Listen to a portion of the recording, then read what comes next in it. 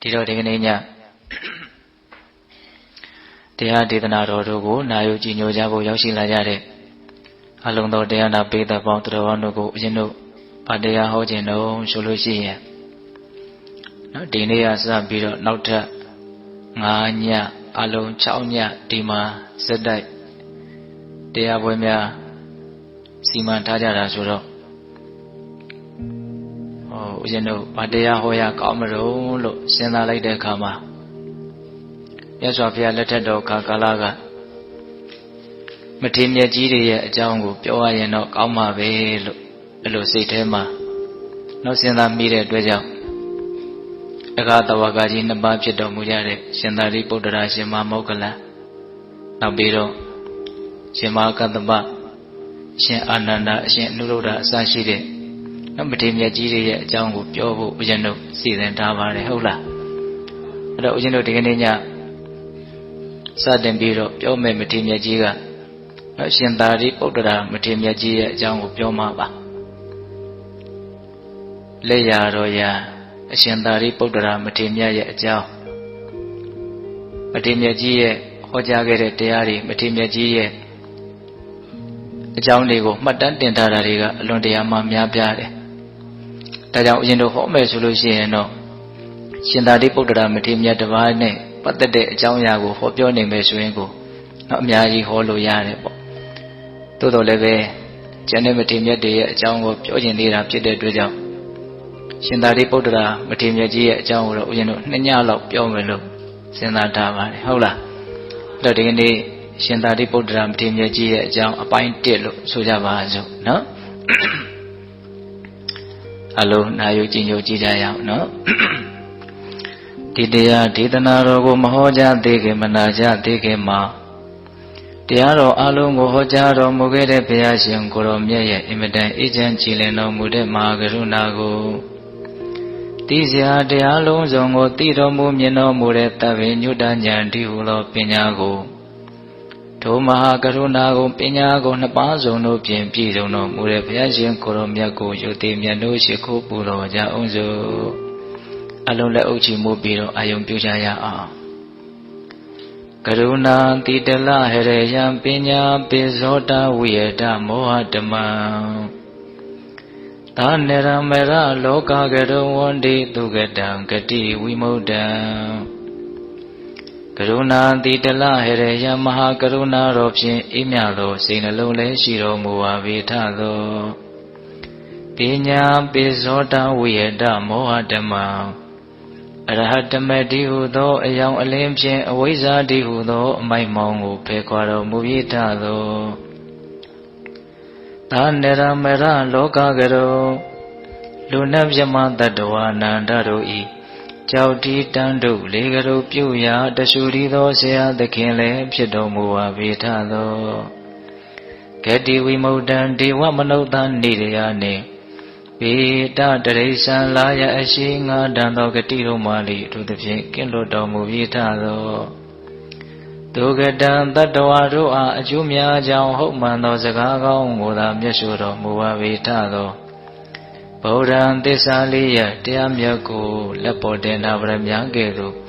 ပြတ်သားထင်တဲ့သိမြင်ပေတတ်ဘုရားရှင်ကိုယ်တော်မြတ်ကြီးကိုမေယံတရားဟောပုဂ္ဂိုလ်တရားနာပုဂ္ဂိုလ်ကိုဆိုပညတ်ပရမတ်မမူယုံနာနှဖြာဖြစ်ကြပါသောဘုရားတပည့်တော်တို့သည်ဟိုနေဝနာမှာကာယဝေစီမနောခြေ၍သုံးဤဒွါရပနာမဖြင့်ဒုက္ခရိုကျိုးလက်စုံမိုးကရှိခိုးဥညုပါဤမြတ်စွာဘုရား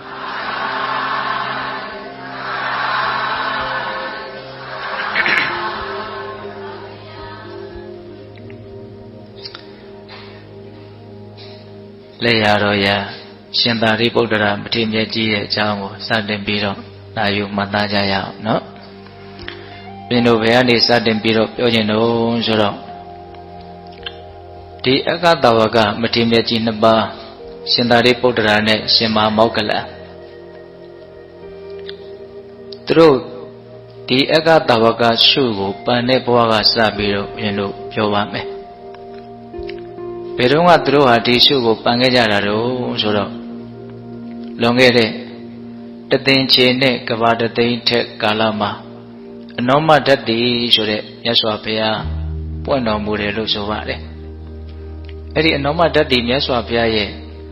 လက်ရတော်ယံကနိတ္တဗမထေလို့ခေါ်တယ်တဲ့လက်ဝဲတော်ယံကအနောမမထေလို့ခေါ်တယ်တဲ့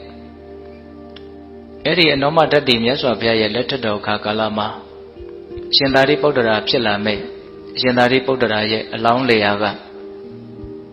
တရဒလူလင်ဆိုပြီးတော့အလွန်ချမ်းသာကြွယ်ဝတဲ့အမျိုးမှာလူဖြစ်တယ်ပေါ့သူ့မှာအလွန်ရင်းနှီးတဲ့ငယ်ငယ်လေးတွေကစပြီးတော့စော့ပေါ်စော့ဘက်အလွန်ရင်းနှီးရတဲ့အလွန်ချစ်ခင်ရတဲ့တိတိဝတ္တနာဆိုပြီးတော့တငယ်ချင်းတယောက်လည်းရှိတယ်အဲ့ဒါဦးဇင်းတို့အရွယ်ရောက်လာတဲ့ခါကျတော့အိမ်တော်ရသားကြအဲ့ဒီမှာတရဒလူလင်ကတတိတံဝေကရတဲ့အတွက်ကြောင့်လူပောင်ကိုစွန့်ခွာပြီးတော့တောထွက်ပြီးတော့သူယတိဝတ်တယ်တဲ့အဲ့လိုယတိဝတ်တော်လည်းပဲယတိဝတ်ခါနေမှာသူ့ရဲ့တငယ်ချင်းဖြစ်တဲ့တတိဝတ္တနာကိုသူခေါ်တယ်ပေါ့မင်းယတိဝတ်နိုင်မလားငါကတော့မဝတ်နိုင်ဘူးဆိုတော့အဲ့ဒီမှာတရဒလူလင်ကသူပိုင်ဆိုင်တဲ့ဥစ္စာပစ္စည်းအလုံးကိုစွန့်လွတ်ပြီးတော့ယတိဝတ်သွားတာအဲ့ဒါဦးဇင်းတို့တရားနှလုံးကျင့်သုံးရင်းနဲ့နော်ဇံပင်ခြင်းနဲ့ပြည့်စုံတဲ့တကူဣတိပတ်နဲ့ပြည့်စုံတဲ့ယတိသူတော်စင်တစ်ပါးဖြစ်တယ်ပေါ့အဲ့ဒါနောက်တော့သူ့ကိုကြည်ညိုလို့သူ့စီကိုတပည့်ခံပြီးတော့လာပြီးတော့ကျင့်သုံးကြတဲ့တပည့်တွေယတိတွေတဖြည်းဖြည်းနဲ့များများလာလိုက်တာ94,000လောက်တောင်ရှိတယ်တဲ့အလွန်များတဲ့တပည့်ပရိသတ်ကြီးကိုအုပ်ချုပ်ပြီးတော့နေတာပေါ့နော်တော်ထဲမှာအဲ့ဒါလို့နဲ့ဒီတရရယတိအရှင်မြတ်တော်ထဲမှာတော့ဇန်ချမ်းသာနဲ့နေနေတဲ့အချိန်မှာပဲလောကသုံးပါးမှာအနောမဓာတ်တည်မြတ်စွာဘုရားပွင့်တယ်။ဒါဘုရားရှင်ကိုရောင်မြတ်ကြီးကတနေ့မှာသဗ္ဗညုတဉာဏ်ကွန်ရက်ကိုဖြန့်ကျက်ပြီးတော့ကြည့်တဲ့အခါမှာအဲ့ဒီတရရယတိရဲ့တပည့်ပေါင်း94,000ကျွတ်တန်းဝင်မယ်ဆိုတာကိုသိတယ်မြင်နေတဲ့။အဲ့ဒါနဲ့အနောမဓာတ်တည်မြတ်စွာဘုရားကတရရယတိရှိတဲ့တောထဲကိုကြွသွားတာ။ဒါဦးဇင်းတို့အတူတူလေးပဲပြောမှာပါဟုတ်လား။အဲ့လိုကြွသွားတဲ့အခါကျတော့တရရယတိရှင်သာရိပုတ္တရာအလောင်းဖြစ်တဲ့အဲ့ဒီယတိအရှင်သူမြတ်ကဒါဟာသုံးလောကထွတ်ထားသဗ္ဗညုမြတ်စွာဘုရားပဲလို့နော်ဒီရုပ်ပိုင်းဆိုင်ရာလက္ခဏာတော်ကြီးငယ်အသွေးသွေးနဲ့တင့်တယ်တဲ့ယူပကာယတော်ကိုဖူးမြင်ရတာနဲ့ပဲသူအတတ်သိတယ်အဲ့ဒါနဲ့အလွန်မြင့်မြတ်တဲ့ပုဂ္ဂိုလ်ပဲဆိုပြီးတော့နော်ပန်းပုံကြီးပေါ်မှာပူဇော်ပြီးတော့နော်ဘုရားရှင်ကိုရမေကြီးကိုသူရှ िख ိုးပြီးတော့ပူဇော်တယ်အဲ့ဒါခဏနေတော့သူ့ရဲ့တပည့်တွေရောက်လာတော့ဩဒီအရှင်မြတ်ကတို့ရဲ့ဆရာတဲ့တောင်မြတ်သလားလောကမှာတို့ဆရာတဲ့မြတ်တာဘယ်သူမှမရှိဘူးလို့တို့ထင်နေတာခုတို့ရဲ့ဆရာကပဲဒီအရှင်မြတ်ကိုနော်ပူဇော်နေတယ်ရှ िख ိုးနေတယ်အဲ့လိုမျိုးဖြစ်တော့တရရယတိကဟုတ်တယ်ဒါဟာသုံးလောကထွတ်ထားသဗ္ဗညုမြတ်စွာဘုရားဖြစ်တယ်ငါထက်အစာပေါင်းသိမ့်တန်းဂရေမကမြင့်မြတ်တယ်လို့အဲ့လိုမင်းရှိတော့တပည့်ယတိတွေကလည်းမြတ်စွာဘုရားကိုရှ िख ိုးကြပူဇော်ကြပါအဲ့ဒီအချိန်မှာနောမဓာတ်တည်မြတ်စွာဘုရားကအဋိဋ္ဌံနဲ့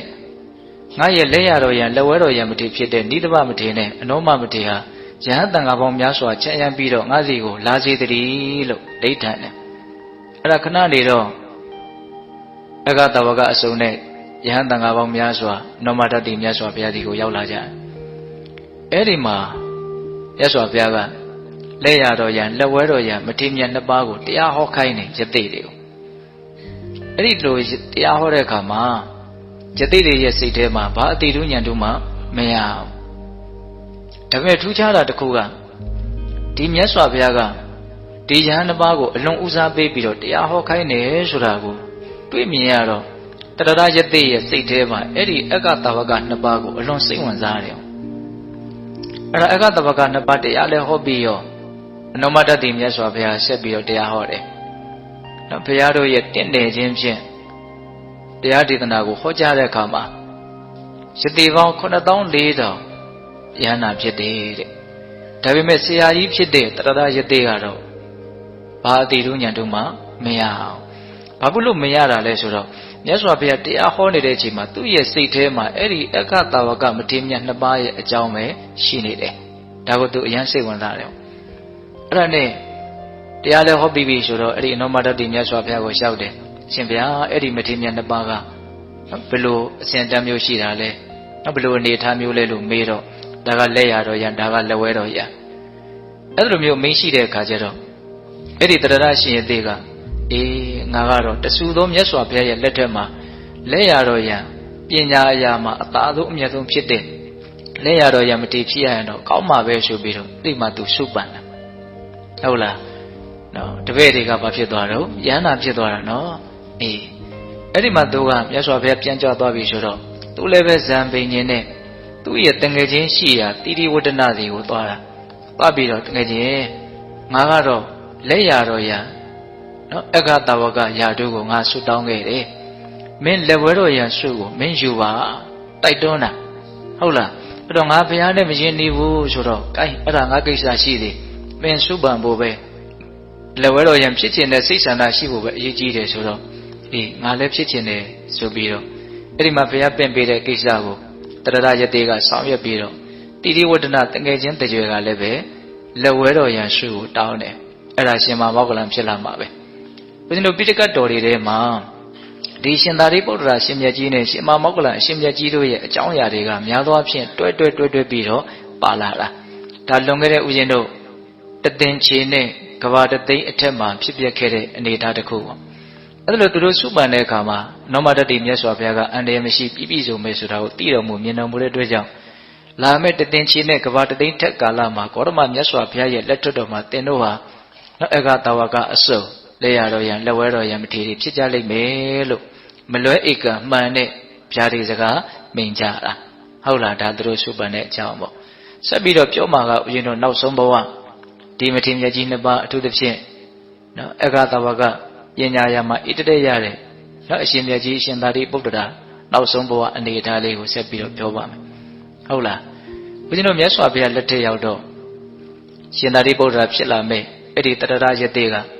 နော်ရာဇဂိုမြို့ရဲ့အနေဥပတိတ်တရွာအဲ့ဒီရွာမှာနော်ရွာကြီးလို့ဆိုကြပါစို့အချမ်းသာဆုံးရွာကိုအုပ်စိုးရတဲ့နော်ဝင်ကန္တပုံနာဆိုတာရှိတယ်နော်သူ့ရဲ့ဒကမာကြီးကရူပတာရီပုံနေမလို့ခေါ်တယ်အဲ့ဒီရူပတာရီပုံနေမရဲ့ဝမ်းမှာနော်သွားပြီးတော့ဖြစ်တယ်မွေးဖွားလာတဲ့အခါကျတော့ဥပတိတ်တရွာမှာမွေးဖွားတဲ့အကြီးအကဲဖြစ်မှာဖြစ်တဲ့အတွက်ကြောင့်ဥပတိတ်တလို့ပဲနာမည်ပေးတယ်နော်မွေးခြင်းကဘယ်နှယောက်ရှိလဲဆိုတော့သူ့ရဲ့အောက်မှာညီ3ယောက်ညီမ3ယောက်ရှိတယ်ဟုတ်လားသူတို့ရဲ့အကြောင်းတွေကိုလည်းတစ်ချိန်မှာရှင်သာရိပုတ္တရာရဲ့နော်ညီမများရဲ့အကြောင်းကိုလည်းပဲနော်တရားတစ်ပုဒ်ဟောဖို့ဦးဇင်းတို့စဉ်းစားထားပါတယ်နော်စာလာရဲ့ဥပစာလာရဲ့တိတုပစာလာရဲ့ဆိုတော့ညီမ3ယောက်ရှိတယ်ဟုတ်လားနော်ညီ3ယောက်ကစုံဒရဲ့ဥပသေနရဲ့ရေဝဒရဲ့ဆိုပြီးတော့နော်ညီ3ယောက်ညီမ3ယောက်ရှိတယ်အားလုံးအဲ့ဒါရှင်မြတ်ကြီးရဲ့အစွမ်းကြောင့်သာသနာ့ဘောင်ဝေယံပြုပြီးတော့အကုန်လုံးယန္တာဖြစ်ကြတာဟုတ်လားသူတို့ရဲ့အကြောင်းကလည်းပဲစိတ်ဝင်စားစရာကောင်းပါလေအဲ့တော့ဦးဇင်းတို့ရှင်မောဂလန်ဖြစ်လာမဲ့ပုဂ္ဂိုလ်ကတော့နော်အဲ့ဒီရာဇဂိုမြို့ရဲ့အနေကနော်ကောလိတဆိုတဲ့ရွာမှာမောဂလီပုံနေမရဲ့ဝမ်းမှာသွားပြီးတော့ဖြစ်တယ်ဒါရှင်မောဂလန်ဖြစ်လာမှာပဲဟုတ်လားသူတို့ရဲ့ငယ်နာမည်ကနော်ရှင်သာရိပုတ္တရာရဲ့ငယ်နာမည်ကဥပတိတ်တရှင်မောဂလန်ရဲ့ငယ်နာမည်ကကောလိတဒါပေမဲ့လို့ရူပတာရီနော်တာရီပုံနေမရဲ့သားဖြစ်လို့တာရိပုတ္တရာလို့ဒီလိုနာမည်ဖြစ်တာမောဂလီပုံနေမရဲ့သားဖြစ်လို့မောဂလနာမောဂလန်လို့ဒီလိုနာမည်တွင်တာဟုတ်လားအဲ့ဒါသူတို့ကအလွန်တရာမှချမ်းချမ်းသာသာကြီးပြင်းလာကြတာအလွန်မှလည်းပဲချစ်ခင်ရင်းနှီးတဲ့တငယ်ချင်းတွေပဲဆက်ဖြစ်တယ်ဟုတ်လားအဲ့ဒါတုံတစ်ခုပွဲလန်းတဲ့ပင်သွားတယ်ရှိတယ်အရေးရဲ့အကြောင်းရဲ့သွားတယ်ရှိတယ်ဆိုရင်အဲ့ဒီဥပတိတ္တလူလင်ကရွှေထန်းစဉ်900တောင်အချမ်းရန်ရှိတယ်လို့ဆိုတယ်နော်အလွန်ချမ်းသာတဲ့အမျိုးနော်ဟုတ်လားအဲ့ဒီဦးဇင်းတို့ကောလိတလူလင်ကတော့မြင်းရထား900အချမ်းရန်ရှိတယ်တဲ့အဲ့နေတိုင်းသူတို့မတွေ့တဲ့အချိန်မရှိဘူးအလွန်ချစ်ခင်ကြတယ်အလွန်ရင်းနှီးကြတယ်အဲ့ဒီမှာသူတို့ယဟန်ပြုခြင်းစိတ်ပေါ့တဲ့အကြောင်းကလည်းပဲပိဋကပေါင်းသူတော်ကောင်းတို့အလုံးကြားဝနာဝရှိတဲ့အကြောင်းအရာလေးပါအကျဉ်းမြင့်လေးတွေပဲဦးဇင်းတို့ပြောပါမယ်အဓိကပြောချင်တာကဒီမထေရမြတ်ကြီးတွေရဲ့နော်တရားဒေသနာဒီမထေရမြတ်ကြီးတွေရဲ့နော်အရှိအသွေးသူတို့ရဲ့စိတ်နေသဘောထားအတူယူစရာဒါတွေကိုပဲဦးဇင်းတို့ကဦးစားပေးပြီးတော့ပြောချင်တာပါဒါပေမဲ့လို့ဒီအထုပ်ပတ္တိလေးတွေကလည်းပဲလိပ်ပတ်လေယုံလေးလောက်တော့လေသိထားသင့်တယ်ပေါ့ဟုတ်လားအဲ့တော့သူတို့ဘာလို့ရဟန်းပြုခြင်းစိတ်ပေါက်သွားတာတော့ဆိုတော့နော်နှစ်တိုင်းရာဇဂိုမြို့မှာတောင်ထိပ်နှစ်ခတ်ပွဲသဘင်ဆိုတာရှိတယ်တဲ့အဲ့တော့တစ်နှစ်မှာတော့ဟောတငယ်ချင်း2ယောက်ပွဲလာသဘင်အကြီးကြီးခံရချမ်းရံပြီးတော့ပိတ်သက်များစွာနဲ့ပွဲကြည့်ကြတယ်ပေါ့ အဲ့ပွဲကြည့်ရင်လည်းသူတို့နှစ်ယောက်ကအတူတူပဲကြည့်ကြတာဟုတ်လားတနေရာထဲမှာစင်တစ်ခုထဲမှာဒီလိုပဲကြည့်ကြတာအဲ့ဒီနေ့မှာတော့နော်ဥပါဒိတလူလင်ကဘလို့စဉ်းစားတော့ဆိုတော့ကတဲ့လူတွေကကကြည့်တဲ့လူတွေကကြည့်အခါတိုင်းဆိုလို့ရှိရင် तू ဟာဝမ်းသာစရာတွေ့ရင်ဝမ်းသာတဲ့ကြည်ရင်နဲ့ဝမ်းနေစရာတွေ့ရင်ဝမ်းနေတဲ့ဆုချစရာတွေ့ရင်ဆုချတယ်ပေါ့ဒီနေ့မှာတော့အဲ့ဒီလိုစိတ်ကူးမျိုးမရှိဘူးသူ့စိတ်ထဲဘလို့စဉ်းစားတော့ဆိုတော့ကတဲ့လူတွေကကကြည်တဲ့လူတွေကကြည်ဘာတွေတော့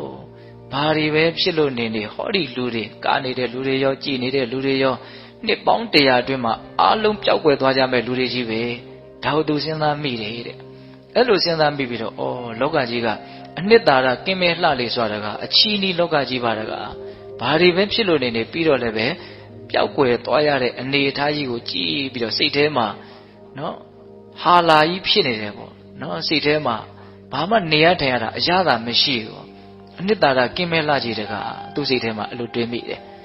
ငါတော့လွတ်မြောက်ရေးတရားကိုရှာမှဖြစ်မယ်ဒီမကောင်းတဲ့အနေအထားကလွတ်မြောက်အောင်လုံးဝဖြစ်မယ်ဒီအတွေးတွေပေါ်လာတယ်ဒါကလည်းပဲနှိုးဆော်တဲ့ပါရမီတရားတို့ရဲ့အစွမ်းလို့ဖြစ်မယ်လို့ဆိုရမှာပေါ့နော်တိုက်ဆိုင်တိုင်းပဲကောလိတလူလင်ကလည်းအဲ့ဒီလိုပဲတွေးနေတာအဲ့ဒါပြီးပြီဆိုတော့ငယ်ချင်းမင်းကြည်ရတာဒီနေ့မရွှင်ပါလားမင်းဘာတွေများစဉ်းစားနေတော့ပြောပြတယ်ငါဒီလိုစဉ်းစားမိတယ်တိုက်ဆိုင်လိုက်တာငါလည်းဒါပဲစဉ်းစားနေတာအဲ့လို့ဆိုရင်တို့နှစ်ယောက်ဘာလုပ်မလို့အဲ့လိုဆိုလို့ရှိရင်အိယာတီထောင်လွတ်ပေါင်ကိုစွန့်ပြီးတော့တို့ရဟန်းပြုကြမယ်နော်အဲ့ဒီချိန်မှာမြတ်စွာဘုရားမပွင့်သေးဘူးနော်ဟုတ်လားဒါနဲ့တို့ပဇုတိကိုရဟန်းပြုမလို့ဆိုတော့အဲ့ဒီခါကအဲ့ဒီအချိန်ခါတုန်းကနော်ဘုရားဆိုပြီးတော့နာမည်ကြီးနေတဲ့နော်အချင်းရနေအလွန်များပြီးတော့အလွန်နာမည်ကြီးနေတဲ့သိန်းကြီးဆရာကြီးဆိုတာရှိတယ်အဲ့ဒီသိန်းကြီးဆရာကြီးတွေကိုသွားပြီးတော့တို့ရဟန်းပြုကြမယ်ဆိုပြီးတော့နော်အလုံးကိုစွန့်ခဲ့ပြီးတော့ရဟန်းပြုကြတာဒါသူ့ရဲ့အချင်းရသူတို့ရဲ့တပည့်တွေပါအကုန်လုံးလိုက်ပြီးတော့ရဟန်းပြုကြတာ900လောက်ပါသွားတယ်အဲ့ဒါသူတို့လည်းအဲ့ဒီသိန်းကြီးဆရာကြီးဒီမှာရဟန်းပြုရောသိန်းကြီးဆရာကြီးရဲ့ခိုင်းကနသိန်းကြီးဆရာကြီးရဲ့အနေထားတခါတည်းပြောင်းလဲသွားတယ်နော်လူမဲ့တမ်းမဲ့လူနဲ့အကုန်လုံးပြည့်စုံစုံဖြစ်တယ်ဟုတ်လားဒီလိုနဲ့3-4ရက်လောက်ကြာတဲ့ခါကျတော့အဲ့ဒီတငယ်ချင်းတစ်ယောက်ကတို့ဒီသိန်းကြီးဆရာကြီးရဲ့အယူဝါဒထဲမှာနော်ဘာမှအနှစ်သာရရှိတာကိုမတွေ့ရဘူးနောက်ထပ်လည်းထပ်ပြီးတော့ဘာမှသင်ယူစရာလည်းမရှိတော့ဘူးဒါပေမဲ့လို့သဘူရိတ်ကျွန်းဆိုတာလောကဆိုတာကျေပြန့်နေဒီလွတ်မြောက်ကြောင်းတရားကိုသိတဲ့လူဆိုတာတွေ့ရမှာပဲဒါကြောင့်နော်အနှစ်သာရကင်းမဲ့တယ်လို့သိမြင်ပေမဲ့လို့လည်းပဲအဲ့ဒီရဟန်းဘွားကိုသူတို့မစွန့်ဘူးဆက်ပြီးတော့အမှန်တရားကိုရှာမယ်တကယ်လို့တို့နှစ်ယောက်အမှန်တရားကိုရှာတဲ့အခါမှာတွေ့တဲ့လူကနော်အရင်တွေ့တဲ့လူကနောက်လူကိုလာပြီးတော့ပြောတကြီးဆိုပြီးတော့ဂတိကဝတ်လည်းထားကြတယ်ပေါ့နော်အဲ့ဒီလိုနဲ့ဦးဇင်းတို့ကာလတစ်ခုရောက်လာတဲ့အခါမှာမြတ်စွာဘုရားရှင်ကိုရမကြီးပွင့်လာတယ်နောက်ပြင်စဝဂီ9ဦးဆိုတာလည်းပဲတရားဥကိုနာပြီးတော့ယန္နာဖြစ်ကြတယ်လို့ဆိုကြပါစို့ဟုတ်လားအနတ္တလက္ခဏာတုတ်ရဲ့နော်နာပြီးဒီရဲ့ခြားမဲ့မှာအလုံးယန္နာဖြစ်ကြတယ်အဲ့ဒီပြင်စဝဂီ9ဦးထဲမှာတဦးအပါဝင်ဖြစ်တဲ့ရှင်အတ္တစီဟုတ်လားအဲ့ဒီရှင်အတ္တစီနဲ့တွေ့တာဥပါဒေသရှင်သာရိပုတ္တရာကိုရမကြီးရဲ့ဖြစ်လာမဲ့ပုံကရှင်အတ္တစီကိုတွေ့တာတွေ့တဲ့အခါကျတော့အမူအရာကိုကြည့်တယ်မျက်နှာကိုကြည့်တယ်ပင်ကိုယ်ကလည်းဉာဏ်ပညာထက်မြက်တဲ့ပုဂ္ဂိုလ်ဖြစ်တဲ့အတွက်ကြောင့်ဒီလောက်ငြိမ်သက်တဲ့ပုဂ္ဂိုလ်ရဲ့တန်တာမှာမသေးရအမတ္တဓာတ်အမြိုက်နိဗ္ဗာန်သိတဲ့စိတ်သိတဲ့ဉာဏ်ဧကန္တရှိလိမ့်မယ်မှတ်မိတယ်ဟုတ်လားအဲ့ဒါနဲ့ဘာပြီးတော့မေးမယ်ဆိုတော့နော်ဉာဏ်ကြီးတဲ့ပုဂ္ဂိုလ်ဖြစ်တဲ့အတွက်ကြောင့်ဒီချိန်ကဆွန့်ခံနေတဲ့ချိန်ငါမေးလို့မသိတော့ဘူးအဲ့တော့ငါနောက်ကနေပြီးတော့မျက်ခြေမပြတ်လိုက်မယ်ဆိုတော့လိုက်တာဒါတခုသောဈေးရက်ပေါ်ရောက်တော့အဲ့ဒီမထေရမြတ်ကစွန့်စားမယ်လို့ပြင်တော့သူနေရာတွေပါခင်းပေးတယ်ဟုတ်လားတပည့်တယောက်လိုပဲလှုပ်ပေးတာနော်ရည်ဒီပါတွေဆက်ကပ်ပြီးတော့ကုန်းလုံးကျုံကျုံလေးထိုင်ဘေးကနေဖူးမြော်စွန့်ကိစ္စလည်းပြီးပြီစွန့်စားလို့လည်းပြီးပြီဆိုတော့မှသူမေးတာနော်အရှင်ဘုရားတဲ့အရှင်ဘုရားကဘု து ကိုရည်မှန်းပြီးတော့ရဟန်းပြုလာတာတော့အရှင်ဘုရားရဲ့ဆရာကဘု து တော့အရှင်ဘုရားရဲ့ဆရာကဘလို့ယူဝါဒရှိတော့အရှင်ဘုရားကဘလို့တရားတွေကိုနှစ်သက်တာတော့အဲ့လိုမေးတဲ့အခါကျတော့ရှင်အတ္တတိကဟောဒီသာသနာပြင်ပနော်ပရဝိုက်တွေတက္ကတွန်းတွေဆိုတာကသာသနာနဲ့ဆန့်ကျင်ဘက်ပဲဒါကြောင့်သာသနာရဲ့လေးနှစ်တဲ့အကြောင်းအရာတွေကိုငါပြောမယ်ဒါပေမဲ့လို့သူ့ကိုငါပြည့်ပြည့်စုံစုံကြီးမပြောနိုင်သေးဘူးဆိုတာကိုလည်းပြောမှဖြစ်မယ်ဆိုပြီးတော့အရှင်တဲ့ ငါဟာယဟန်ဖြစ်ပြီးကားသာပဲရှိသေးတယ်ယဟန်ပြုတာငါမကြသေးဘူးတဲ့ဟုတ်တယ်တကယ်လည်းမကြသေးဘူးတစ်နှစ်တောင်မပြည့်သေးဘူးဟုတ်လားဒါကြောင့်မို့လို့ငါတို့ရဲ့ဆရာမြတ်စွာဘုရားရဲ့အယူဝါဒကိုငါပြည့်ပြည့်စုံစုံကြီးမပြောနိုင်ဘူးတဲ့ငါအများကြီးမပြောတတ်ဘူးအဲ့လိုမရှိတဲ့အခါကျတော့ဥပဒေတာကအရှင်ဘုရားတဲ့စကားပြောတဲ့အခါမှာနဲတာများတာကဗဒနာမရှိပါဘူးဗဒနာမဟုတ်ပါဘူးတဲ့အနှစ်သာရရှိတဲ့အဓိပ္ပာယ်ရှိတဲ့စကားပဲဖြစ်ဖို့လိုပါတယ်ပေါ့ပြောမဲ့တာဝန်ကအရှင်ဘုရားရဲ့တာဝန်ပြောတာပြောလိုက်ပါနီးပေါင်းအရာမကအထောက်မကနဲ့ခွဲခြင်းဝေဖန်ပြီးတော့တိဖို့ရာကတပည့်တော်ရဲ့တာဝန်ပါစကားတွေအများကြီးပြောနေလို့ဘာမှအကျိုးမရှိပါဘူးဗျာလူရင်းလေးကိုပဲအနှစ်သာရရှိရှိအမိန့်ရှိပါဒီသဘောမျိုးတောင်းပန်တာဟုတ်လားအဲ့လိုမျိုးပြောတဲ့အခါကျတော့ရှင်အသက်ကြီးကပေတတော်သိထားတဲ့အတိုင်းယေဓမ္မာဟေတုပပဝတေတံဟေတုတထာဂတောအာဟတေသင်္စာယောនិရောဓဧဝံဝါဒီမဟာသမနောတဲ့ဒီကထာလေးအဓိပ္ပာယ်ကိုလေးလေးနက်နက်သိအောင်လုပ်မယ်ဆိုလို့ရှိရင်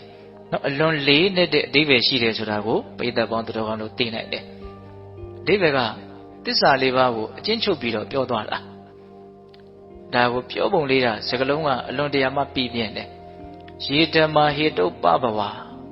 ဟောဒီလောကကြီးမှာဖြစ်ပေါ်နေတဲ့သဘာဝတရားတွေဟာအကြောင်းတရားကြောင့်ဖြစ်တာပါတဲ့အကြောင်းမဲ့ဖြစ်တာဘာမှမရှိဘူးနော်ယေဓမ္မာဟေတုပပဝဘယ်လိုသဘောတရားပဲဖြစ်ဖြစ်အကြောင်းတရားကြောင့်ဖြစ်တာပါတဲ့ဒီလောကကြီးမှာဖြစ်နေတဲ့တရားတွေတေတံဟေတုတထာဂတောဟာအဲ့ဒီအကြောင်းတရားကြောင့်ဖြစ်နေတဲ့အဲ့ဒီတရားတွေရဲ့အကြောင်းတရားကိုမြတ်စွာဘုရားဟောတယ်တဲ့ဟုတ်လားဒါဘာကြောင့်ဖြစ်တာလဲဆိုတဲ့အကြောင်းတရားကိုမြတ်စွာဘုရားဟောတယ်ဒါတွေမကဘူးတဲ့တေသင်္စာယောនិရောဓအဲ့ဒီအကြောင်းအကျိုးသဘာဝကြီးရဲ့ချုပ်ရာနော်အဲ့ဒီချုပ်ချင်းတို့ရောက်စေတတ်တဲ့နိလန်နော်ဒါတွေကိုလည်းပဲမြတ်စွာဘုရားဟောပါတယ်တဲ့တေသင်္စာယောនិရောဓဧဝံဝါဒီမဟာသမနောနော်ယဟန်မြတ်ဖြစ်တော်မူတဲ့တို့ရဲ့မြတ်စွာဘုရားဒီလိုဟောပြောတဲ့အလေးရှိတယ်ဒါဒီကဒါလေးကိုလူငယ်တွေနားလည်အောင်အရှင်တို့ပြောရမယ်ဆိုလို့ရှိရင်နော်သဘာဝတရားတွေဆိုတာအကြောင်းတရားကြောင့်ဖြစ်တာဆိုတာအဓိကသဘာဝတရားတွေဆိုတာဒီခန္ဓာဒီဘဝကြီးကိုရည်ညွှန်းတာဟုတ်လားဒီဒုက္ခတရားတွေဟာဘာကြောင့်ဖြစ်တာလဲအကြောင်းမဲ့ဖြစ်တာမဟုတ်ဖန်ဆင်းထားလို့ဖြစ်နေတာလည်းမဟုတ်အကြောင်းရှိလို့ဖြစ်တာတဲ့အဲ့ဒီအကြောင်းကဘာလဲဆိုတဲ့လောဘဆိုတဲ့အကြောင်းပဲဖြစ်ခြင်းနဲ့လိုချင်နဲ့ရခြင်းနဲ့ဆိုတဲ့လောဘဆိုတဲ့အကြောင်းတရားကြောင့်ဒီဒုက္ခကြီးဖြစ်တာဒီဒုက္ခတွေဘာကြောင့်ဖြစ်တယ်လဲဆိုတဲ့အကြောင်းတရားကိုလည်းမြတ်စွာဘုရားဟောတယ်ဒါနော်အဲ့ဒီအကြောင်းတရားကြောင့်ဖြစ်နေတဲ့အဲ့ဒီဒုက္ခသစ္စာဒီအကြောင်းအကျိုးတစုံသမုဒယနဲ့ဒုက္ခပေါ့နော်ဒါတွေရဲ့ချုပ်ရာနိဗ္ဗာန်ဒါကိုလည်းမြတ်စွာဘုရားဟောတယ်အဲ့ဒီနိဗ္ဗာန်ရအောင်ဘယ်လိုလုပ်ရမလဲဆိုတဲ့အကျင့်လမ်းစဉ်ကိုလည်းမြတ်စွာဘုရားဟောပြတယ်တဲ့ဟောတာလေးဒီမျိုးနဲ့ပြောတာနော်သဘာဝတရားတွေဟာဗါတယ်အကြောင်းကြောင့်ဖြစ်တာအဲ့ဒီအကြောင်းကိုမြတ်စွာဘုရားဟောတယ်အဲ့ဒီအကြောင်းအကျိုးချုပ်ရာကိုလည်းမြတ်စွာဘုရားဟောတယ်ချုပ်အောင်ဘယ်လိုလုပ်ရမလဲဆိုတဲ့နည်းလမ်းကိုလည်းမြတ်စွာဘုရားဟောပြတယ်အဲ့ဒီဂါထာလေးလည်းပြောလိုက်ရောနော်ဂါထာမဆုံးသေးခင်မှာဂါထာက၄ပါးရှိတယ်ပထမ2ပါးရဲ့အဆုံးမှာသောတပတ္တိမေဉဏ်ကိုရတယ်တဲ့နော်ဥပဒိတဘလောက်ဉာဏ်ပညာထက်လဲဆိုလို့ရှိရင်နောက်2ပါးကသောတပန်ဖြစ်ပြီးမှသူနာယူလိုက်တာဘာပဲဖြစ်စရာအကြောင်းရှိလို့ဖြစ်တာဒါကိုသူသိသွားတဲ့အခါကျတော့အော်အကြောင်းတရားချုပ်ရင်အကျိုးတရားချုပ်မှာပဲဒါကိုပါဆက်ပြီးတော့ဘာဖြစ်သွားတော့သိသွားတာနော်ပုဂ္ဂိုလ်တ attva သဘောမဟုတ်ဘူးဆိုတာကိုသိတယ်ဖန်ဆင်းတာလို့ဖြစ်နေတာမဟုတ်ဘူးအကြောင်းမဲ့ဖြစ်နေတာမဟုတ်ဘူးလို့လည်းသိတယ်တက္ကာယဒိဋ္ဌိကိုတခါတည်းအမြင့်ပြတ်ပယ်ရှားနိုင်တဲ့ဉာဏ်ကိုရသွားတာဘလောက်ထက်မြက်တဲ့ဉာဏ်ရှိလဲဆိုတာကိုစဉ်းစားကြည့်နော်အဲ့ဒီဂါထာလေးကိုနာတာတော့သောတာပန်ဖြစ်တယ်အဲ့ဒီလိုသောတာပန်လည်းဖြစ်ပြီဆိုတော့သူဘာလျှောက်တော့ဆိုတော့အရှင်ဘုရားတဲ့တပည့်တော်ရှားနေတဲ့နော်မတရားတရားဆိုတာဒါပဲတဲ့ဒါကြောင့်ခဏလေးဆိုင်းမအောင်ဘုရားတဲ့တပည့်တော်ရှားနေတဲ့တရားဒီတရားပဲအခုတပည့်တော်သိလိုက်တဲ့တရားတပည့်တော်ရှားနေတဲ့တရားပဲတဲ့နော်အရှင်ဘုရားတို့ကတော့နော်အမတတ်မတရားအမြိုက်နိဗ္ဗာန်ကိုရရှိတော်မူကြပြီတပည့်တော်တို့မှာတော့နော်ကဘာပေါင်းများစွာဒီအမှန်တရားဒီချမ်းသာနိဗ္ဗာန်တရားကိုမသိဘဲနဲ့ကုန်လွန်ခဲ့ရတယ်တဲ့ဒါပေမဲ့သူသောတာပန်ဖြစ်သွားပြီနော်ဟုတ်လားအဲ့ဒီလိုအလျှောက်ပြီးတော့ရှင်ဘုရားနော်ဆက်ပြီးတော့မဟောပါနဲ့哦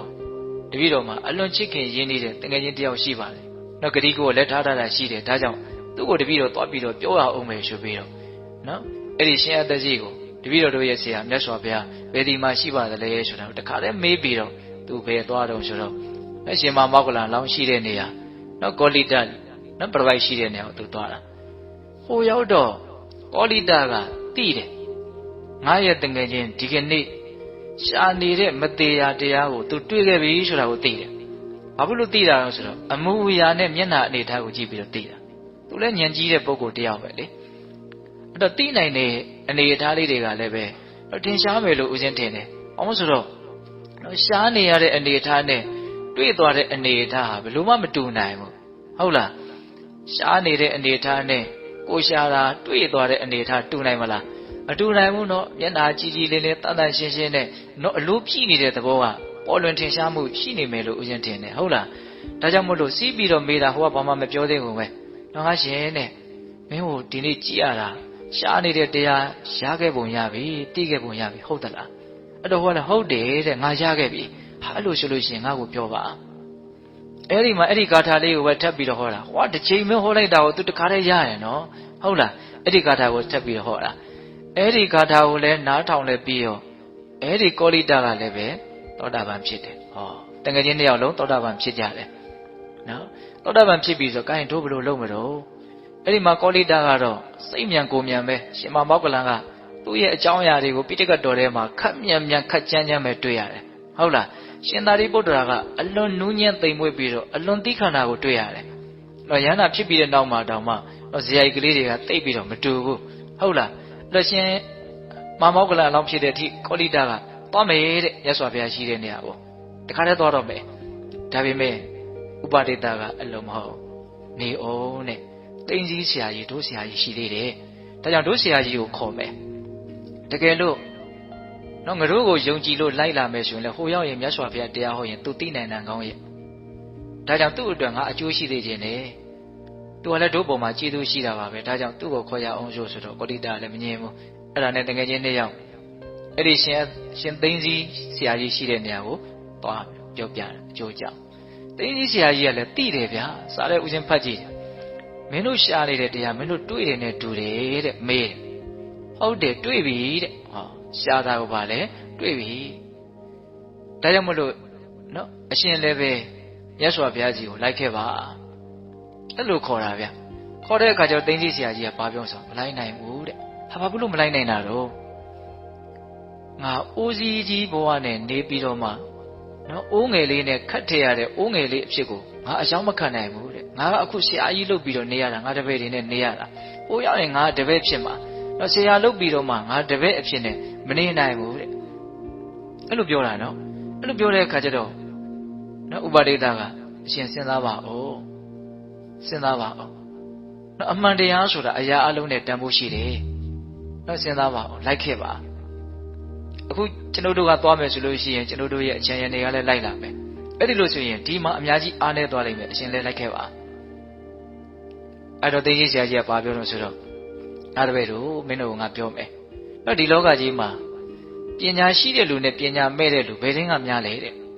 ဟာပညာမဲ့တဲ့လူကများတာပေါ့အေးအဲ့လိုဆိုလို့ရှိရင်ပညာရှိတဲ့လူတွေယဟန်ဂေါတမစီကိုသွားလိမ့်မယ်ပညာမဲ့တဲ့လူတွေငါဒီမှာနေလိမ့်မယ်ဒါကြောင့်ငါဒီမှာလူမရှိမှပိဋကတ်မရှိမှမင်းတို့မပူနဲ့တဲ့ဟောဒါလည်းဟုတ်တာပဲနော်လူတိုင်းကိုယ့်ဟာလေးနဲ့ကိုတော့အတိုင်းနဲ့အဝိုင်းနဲ့ရှိနေတာပဲဟုတ်တယ်မဟုတ်လားအေးအဲ့လိုပြောလို့သာပြောတာပါအဲ့ဒီကောလိတနဲ့ဥပဒိတသွားပြီဆိုတော့နော်တငယ်ချင်းတွေသူတို့ကိုအကြောင်းပြုပြီးတော့ပြရဟန်းပြုနေတဲ့ပုံကိုယ်တွေ250လောက်နော်လိုက်သွားကြတာ250လောက်လိုက်သွားဆိုဒီမှာတော်တော်ကိုလူကြီးကနေသွားတပည့်တွေကအဲ့ဒီတော့ဘာဖြစ်တုံးဆိုတော့သိန်းကြီးဆရာကြီးကခရွင်းကနေပြီးတော့လောလောပူသောသွေးထွက်ကြလာတယ်တဲ့သွေးအံလာမခံနိုင်ဘူးပေါ့နော်ဒီလောကရန်ကို तू မခံနိုင်ဘူးသေတော့သေမသွားဘူးနော်ဒါပေမဲ့ပါဇက်ကနေပြီးတော့သွေးပူပူတွေထွက်လာတယ်ကြောက်စရာပဲစိတ်ရဲ့နော်နှိမ့်နယ်မှုနှိမ့်ဆက်မှုပေါ့နော်ရုပ်ပိုင်းဆိုင်ရာခံရတာပါဇက်ကသွေးတောင်ထွက်တယ်ဟုတ်လားအဲ့ဒီမှာဦးဇင်းတို့တလက်စာလည်းပြောချင်တာကဒီအကြောင်းအရာတွေကိုအကြောင်းပြီးတော့နောက်တစ်ချိန်မှာမြတ်စွာဘုရားကကာထာနှစ်ပုဒ်ဟောတာရှိတယ်ဓမ္မပဒပါဠိတော်မှာမှတ်တမ်းတင်ထားတာအာတာရိတာရမတိနောတာရိစာတာရဓတ္တိနာတေတာရနာတိကိစ္ဆန္တိမိစ္ဆာသင်္ကပ္ပကောစရာဒီလောကကြီးမှာအနှစ်သာရမရှိတာကိုအနှစ်သာရရှိတယ်လို့ထင်နေကြတယ်အနှစ်သာရမရှိတာကိုအနှစ်သာရရှိတာကိုအနှစ်သာရမရှိဘူးလို့ပြောင်းပြန်ထင်နေကြတယ် အနှစ်သာရမရှိတာကိုတော့အနှစ်သာရရှိတယ်လို့ထင်တယ်အနှစ်သာရရှိတာကိုတော့အနှစ်သာရမရှိဘူးလို့ထင်နေကြတဲ့ပုံကိုယ်တွေဟာအဲ့ဒီအနှစ်သာရကိုသူမရနိုင်ဘူးတဲ့။ဘာလို့ဆိုမိစ္ဆာသင်္ကပ္ပဂောဇတာသူတို့ရဲ့အတွေးအကြံအမြင်တွေဟာမှားနေတဲ့အတွက်ကြောင့်တဲ့နော်တန်ဖိုးမရှိတာကိုတန်ဖိုးရှိတာလို့ထင်တယ်တန်ဖိုးမရှိတာကိုကြတော့တန်ဖိုးရှိတယ်လို့ထင်တယ်တန်ဖိုးရှိတာကိုကြတော့တန်ဖိုးမရှိဘူးလို့ထင်တယ်ဒီလိုလူဟာတန်ဖိုးရှိတာကိုမရနိုင်ဘူးတဲ့ဘာလို့ဆိုအခြေခံအဖြစ်သူ့ရဲ့စိတ်ထဲမှာအမြင်တွေကမဖြစ်နေလို့မှားနေလို့ပါတဲ့တာရင်စတာရတော်ညတဝအတ္တရင်စအတ္တရတော်တေတာရအဓိကိစ္ဆန္တိတမ္မာသင်္ကပ္ပဂောဇတာနော်တချို့ဉာဏ်ရှိတဲ့ပုဂ္ဂိုလ်တွေကြတော့တန်ဖိုးရှိတာကိုတန်ဖိုးရှိတယ်လို့သိတယ်တန်ဖိုးမရှိတာကိုတန်ဖိုးမရှိဘူးလို့သိတယ်ဒီလိုလူတွေကြတော့တန်ဖိုးရှိတာကိုရနိုင်တယ်တဲ့သူတို့ရဲ့အမြင်တွေမှန်နေတဲ့အတွက်ကြောင့်နော်ဒါလေးကအလွန်မှတ်သားစရာကောင်းတယ်နော်ဟုတ်လားဒါကြောင့်ဒကာဓမ္မတို့ဦးဇင်းတို့တွေတို့တန်ဖိုးရှိတာကိုရကျင်တယ်နော်အနှစ်သာရရှိတာကိုရကျင်တယ်ဆိုရင်ဘာကအနှစ်သာရရှိတယ်ဘာကအနှစ်သာရမရှိဘူးဘာကတန်ဖိုးရှိတယ်ဘာကတန်ဖိုးမရှိဘူးဆိုတာကိုအစကတူခွဲခြားပြီးတော့နားလည်ဖို့မလိုဘူးလားလိုတယ်နော်ဘာကတန်ဖိုးရှိတယ်ဘာကတန်ဖိုးမရှိဘူးဆိုတာတော့မှမသိတဲ့လူကတန်ဖိုးရှိတာကိုရနိုင်မှာမလားဘယ်ရနိုင်မှာတော့ဟုတ်လားအဲ့ဒါသိသိဆရာကြီးကိုအကြောင်းပြုပြီးတော့အဲ့ဒီဂါထာလေးမြတ်စွာဘုရားဟောတာ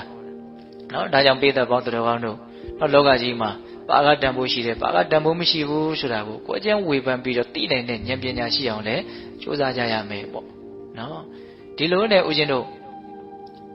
့ဒီကောလိတာနဲ့ဥပဒိတတကယ်ချင်းနှစ်ယောက်အောက်ပါချမ်းရနေနဲ့မြတ်စွာဘုရားကြီးကိုကြွသွားကြတာကိုရောက်တော့မြတ်စွာဘုရားကယဟန်တန်ခါကိုတရားဟောနေတယ်ခလန်းလန်းကလာနေတာကိုတွေ့ရတယ်တွေ့ရတော့မြတ်စွာဘုရားယဟန်တွေကိုကြိုးတင်ပြီးတော့အမိန့်ရှိတယ်ယဟန်တို့တဲ့ကြည်ကြဥပဒိတနဲ့ကောလိတာတို့လာနေကြပြီအဲ့ဓာတွေဟာငါဘုရားရဲ့အက္ခတာဝကအစုံဖြစ်လိမ့်မယ်အလွန်ဉာဏ်ပညာကြီးတဲ့ပုဂ္ဂိုလ်တွေဖြစ်တဲ့အတွက်ကြောင့်သူတို့ဟာအက္ခတာဝကအစုံဖြစ်လိမ့်မယ်လို့မြတ်စွာဘုရားဒီကိုရောက်မလာသေးခင်မှာကိုယ်မြတ်စွာဘုရားယဟန်တွေကိုကြိုးပြီးတော့အမိန့်ရှိထားတာဟုတ်လားအဲ့ဒါရောက်လာပြီဆိုတော့မြတ်စွာဘုရားကအဲ့ဒီပိဋကနဲ့တကွာနော်ရှင်သာရိပုတ္တရာရှင်မမောက္ကလဖြစ်လာမယ်ဒီဥပဒိတကောလိတခေါင်းဆောင်တဲ့ပရပိုက်တွေကိုနော်အေဟိဘိက္ခုနော်ယဟန်အဖြစ်အေဟိဘိက္ခုခေါ်တယ်ပေါ့ယဟန်တို့လာကြလို့လုပ်လိုက်တော့နော်အလွန်စမ်းကြယ်တဲ့လေးနဲ့တဲ့နော်တရားသဘောဓမ္မတာသဘောလို့ဆိုကြပါစို့ယဟန်နေဖြစ်သွားကြတယ်အဲ့ဒီမှာမြတ်စွာဘုရားတရားဟောတဲ့အခါမှာဒီ250သောတပည့်တွေကအကုန်လုံးယန္တာဖြစ်ကြတယ်နော်ဒါပေမဲ့ဥပဒိတနဲ့ကောလိတတွေကယန္တာမဖြစ်ဘူးနော်ဒါစဉ်းစားတယ်အလွန်ကောင်းတဲ့ကိစ္စပေါ့နော်ဥပဒိတနဲ့ကောလိတတို့ယန္တာမဖြစ်ဘူးတပည့်တွေကအရင်ယန္တာဖြစ်တာဘာလို့ယန္တာမဖြစ်သေးတာတုံးဆိုတော့သူတို့ရဲ့ဉာဏ်တွေကကြီးနေတယ်ဉာဏ်ကြီးတဲ့အခါကျတော့သိစရာရှိတာကိုကြည်ကြဲပြန့်ပြန့်သိအောင်သူတို့ကြိုးစားကြအောင်ပဲရှင်မမောက္ကလန်ထက်ရှင်သာရိပုတ္တရာကပိုးပြီးတော့နောက်ကျပြီးတော့ဖြစ်လိမ့်မယ်ဟုတ်လားအဲ့ဒါဦးဇင်းတို့ရှင်မမောက္ကလန်ကဒီယဟန်ဖြစ်ပြီးတဲ့နောက်9ရက်မြောက်တဲ့နေ့မှာမြတ်စွာဘုရားသူ့ကိုကြွသွားပြီးတော့တကိုးနဲ့ကြွသွားပြီးတော့နော်9ရက်လုံးပြင်းပြင်းထန်ထန်အားထုတ်လို့အဲ့ဒီနေ့မှာငိုင်းမီးနေတဲ့ရှင်မမောက္ကလန်ယဟန်မဖြစ်သေးဘူးနော်အဲ့ဒီငိုင်းမီးနေတဲ့ရှင်သာရိပုတ္တရာရှင်မမောက္ကလန်ကိုမြတ်စွာဘုရားကငိုင်းမီးပျောက်ကြောင်းတရားသွားပြီးတော့ဟောလို့အဲ့ဒီမှာယန္တာဖြစ်တာအဲ့ဒါကရှင်မမောက္ကလန်အကြောင်းပြောတဲ့အခါမှာဦးဇင်းတို့ပြည့်ပြည့်စုံစုံပြောပါမယ်ဟုတ်လားရှင်သာရိပုတ္တရာဖြစ်လာမယ်အဲ့ဒီဥပဒိတကတော့15ရက်နေမှယန္တာဖြစ်တယ်ဟုတ်လားဘာလို့အဲ့လိုဖြစ်ရတာတုံးဆိုတော့နော်မင်းကွန်းဆိုတော်ဘုရားကြီးမဟာဗုဒ္ဓဝင်ကျမ်းထဲမှာနှမှတ်ချက်ကလေးပေးထားတာဦးဇင်းတို့အခုဒီအကြောင်းအရာတွေကိုမဟာဗုဒ္ဓဝင်ကိုအမိပြုပြီးတော့ဟောတာပါဟုတ်လားမှတ်ချက်ကဘယ်လိုပြုတာအောင်ဆိုတော့နော်ရှင်ဘုရင်တခါတော့ပဲကြီးတလေချက်တယ်ဟုတ်လားတာမန်လူတွေခီးသွားမယ်ဆိုရင်တော့ကောက်ကပ်ပြီးတော့ခုထားသွားလိုက်လို့ရတယ်ဘုံကံကြီးမားတဲ့ရှင်ဘုရင်များခီးသွားမယ်ဆိုရင်တော့အဲ့လိုသွားလို့ရမလားမရဘူးတတ်တော်ဆောင်နေနဲ့ဘာတွေနဲ့ညာတွေနဲ့ပြင်ရမယ်ဆင်ရမယ်ဟုတ်လားအေးသူအတိုင်းပဲအဲ့ဒီမှာဦးဇင်းတို့ပြောထားတာလေးတစ်ခုမှတ်သားစရာလေးတစ်ခုပိဋကတို့ကိုပြောပြမယ်တပည့်ညုမြတ်စွာဘုရားများဘုရားဖြစ်ခါနီးမှာဒီသင်္ခါရတရားတွေကိုဝိပဿနာရှုတဲ့နေရာမှာဘလောက်ထိသူတို့ကကြည်ကြည်ပြန့်ပြန့်ရှုလဲဆိုလို့ရှိရင်တဲ့စัจ java လာဂရေတသိမ်းမှရှိတဲ့ရုပ်ဓာတ်နံဓာတ်တွေကိုဝိပဿနာရှုတယ်တဲ့နော်ပြီးတော့အနေနရိယနော်ဦးဇင်းတို့ဒီဗဟိတရုပ်တရားတွေရဲ့ပုံမှာလည်းဝိပဿနာရှုတယ်နော်စัจ java လာဂရေတသိမ်းတဲ့နော်ပိစိကဗုဒ္ဓအရှင်မြတ်တွေဝိပဿနာရှုပြီးတော့ပိစိကဗောဓိဉာဏ်ကိုရဖို့ဝိပဿနာရှုတဲ့နေရာမှာသူတို့ကဘယ်လိုရှုတုံးဆိုတော့နော်မိမိဒီခန္ဓာရဲ့ တဘာဝအပါဝင်ပေါ့နော်ဒီဇဗုဒိကျွန်းမှာရှိတဲ့တတ္တဝါတွေရဲ့အားလုံးရဲ့ပုံမှာရှိနေဖြစ်နေတဲ့ရုပ်တဏ္ဍတ္တရဲ့ပုံမှာဝိပဿနာရှုတယ်ဒါကပိစေကဗုဒ္ဓရှင်မြတ်တို့ရဲ့နော်ဉာဏ်ပညာကြီးမားပုံကိုစဉ်းစားဖို့ပြောပြတာနောက်ပြီးတော့ဦးဇင်းတို့အက္ခတာဝကမဟာတာဝကပဂရိတာဝကဆိုတဲ့တာဝကဘောဓိဉာဏ်အတွက်ပေါ့နော်အဲ့ဒါအတွက်ဦးဇင်းတို့ဝိပဿနာရှုတယ်ဆိုတော့ဘယ်လိုရှုတုံဆိုတော့မိမိခန္ဓာနဲ့အားလုံးရဲ့သူများရဲ့ခန္ဓာကိုတော့ဗိဓာခန္ဓာပေါ့တပေါင်းနဲ့ပြုတ်ပြီးတော့မိမိခန္ဓာသူတစ်ပါးခန္ဓာဒီနှစ်မျိုးကိုပဲသူကဘာလို့တော့ဝိပဿနာရှုတယ်အိဋ္ဌဒုက္ခအနတ္တလက္ခဏာကြီး၃ပါးတင်တယ်ပေါ့ဒါတာဝကဘောဓိဉာဏ်ရဲ့နယ်ပယ်ပေါ့နော်တာဝကဘောဓိဉာဏ်ရဖို့အတွက်ဝိပဿနာရှုရမယ်နယ်ပယ်ပေါ့ဟုတ်လားအဲ့တော့ဒီမှာဦးဇင်းတို့ဆက်ပြီးတော့ပြောထားတာကရှင်မောက္ကလန်ကဝိပဿနာရှုတဲ့နေရာမှာမိမိခန္ဓာသူတစ်ပါးခန္ဓာရဲ့သဘာဝတွေကိုရှုတော့အကုန်လုံးလုံးစိပတ်စိရှုတာမဟုတ်ဘူးတဲ့လိုရင်းကြတဲ့နော်တချို့သဘာဝတရားလေးတွေရဲ့အကြောင်းကိုပဲဝိပဿနာရှုတာတဲ့ရှင်သာရိပုတ္တရာကျတော့အဲ့လိုမဟုတ်ဒီတာဝကဘောဓိဉာဏ်ရဖို့အတွက်နော်ရှုရမယ့်ဝိပဿနာရှုွက်ဖြစ်တဲ့မိမိခန္ဓာသူတစ်ပါးခန္ဓာရဲ့အကြောင်းကိုရှုတဲ့နေရာမှာအကုန်လုံးလုံးစိပတ်စိအကုန်လုံးရှုတာဒါမှမဟုတ်သူကကြားနေတာတဲ့အဲ့ဒါကိုနားလေအောင်စာရဲကဘလို့ဥမာပေးလဲဆိုတော့ပြရပါစို့လူတယောက်တောင်ဝေးထောက်ပြီးတော့သွားတယ်နော်တောင်ဝေးထောက်မိတဲ့နေရာနဲ့တောင်ဝေးမထောက်မိတဲ့နေရာနဲ့ဘယ်ဟာကများမလို့မထောက်မိတဲ့နေရာများမှာဗောတောင်ဝေးထောက်မိတဲ့နေရာလေးတွေကနည်းနည်းလေးပေါ့ဟုတ်လားအဲ့ဒါရှင်မောက္ကလန်ရှုတာကအဲ့ဒီတောင်ဝေးထောက်မိတဲ့နေရာလောက်ပဲရှိတယ်တဲ့နော်ရှင်သာရိပုတ္တရာရှုတာကအားလုံးအကုန်လုံးရှုတာတဲ့နော်ဒါကြောင့်မလို့ပါဖြစ်နေတော့ကြားနေတာ15ရက်တောင်ကြာတာနော်ဒါမှမဟုတ်ရှင်သာရိပုတ္တရာကနော်အရဟတမဉာဏ်ရတ္တဘုံဉာဏ်ရပြီးတဲ့နောက်မှာသူဘလို့သူ့ကိုယ်သူသိလဲဆိုတော့ဖယားနဲ့ပြည့်စေကဗုဒ္ဓကလွဲလို့ရှိရင်ဒီသဘာဝလောကကြီးရဲ့အကြောင်းကိုငါလောက်သိတယ်လို့တရားမှမရှိဘူးလို့သူသိတယ်တဲ့ဟောနော်ပညာရာမှာဣတဲ့နော်ဖယားနဲ့ပြည့်စေကဗုဒ္ဓကလွဲရင်ဗါတဲ့တော့ငါလောက်သိတယ်လို့တရားမှမရှိဘူးတလူမှမရှိဘူးလို့မှန်မှန်ကန်ကန်သိတယ်တဲ့နော်ဒါကြောင့်ပိဿပေါင်းသူတော်ကောင်းတို့ရှင်သာရိပုတ္တရာကဘာဖြစ်နေတော့နောက်ကျနေတာအဲ့ဒီမှာရှင်သာရိပုတ္တရာယဟန္တာဖြစ်တဲ့အကြောင်းကလည်းပဲနော်တမျိုးတစ်ပါးသာစိတ်ဝင်စားတဲ့အကောင်းတယ်အဲ့ရှင်မောက္ကလန်ကတော့ငိုင်ကြီးလို့မြတ်စွာဘုရားသွားပြီးတော့တရားဟောလို့ယဟန္တာဖြစ်တယ်အဲ့ရှင်မောက္ကလန်ရှင်သာရိပုတ္တရာယဟန္တာဖြစ်တာကတော့သူများကိုဟောတဲ့တရားကိုသူကဂျားတွေကနာရင်းနဲ့ယဟန္တာဖြစ်တာဗျာဟုတ်လားဟောတာကမြတ်စွာဘုရားဒီပြင်ပုဂ္ဂိုလ်တယောက်ကိုဟောနေတာအဲ့ဒါသူကဂျားတွေကနေနားထောင်ပြီးတော့ယဟန္တာဖြစ်တာဟိုအရင်တို့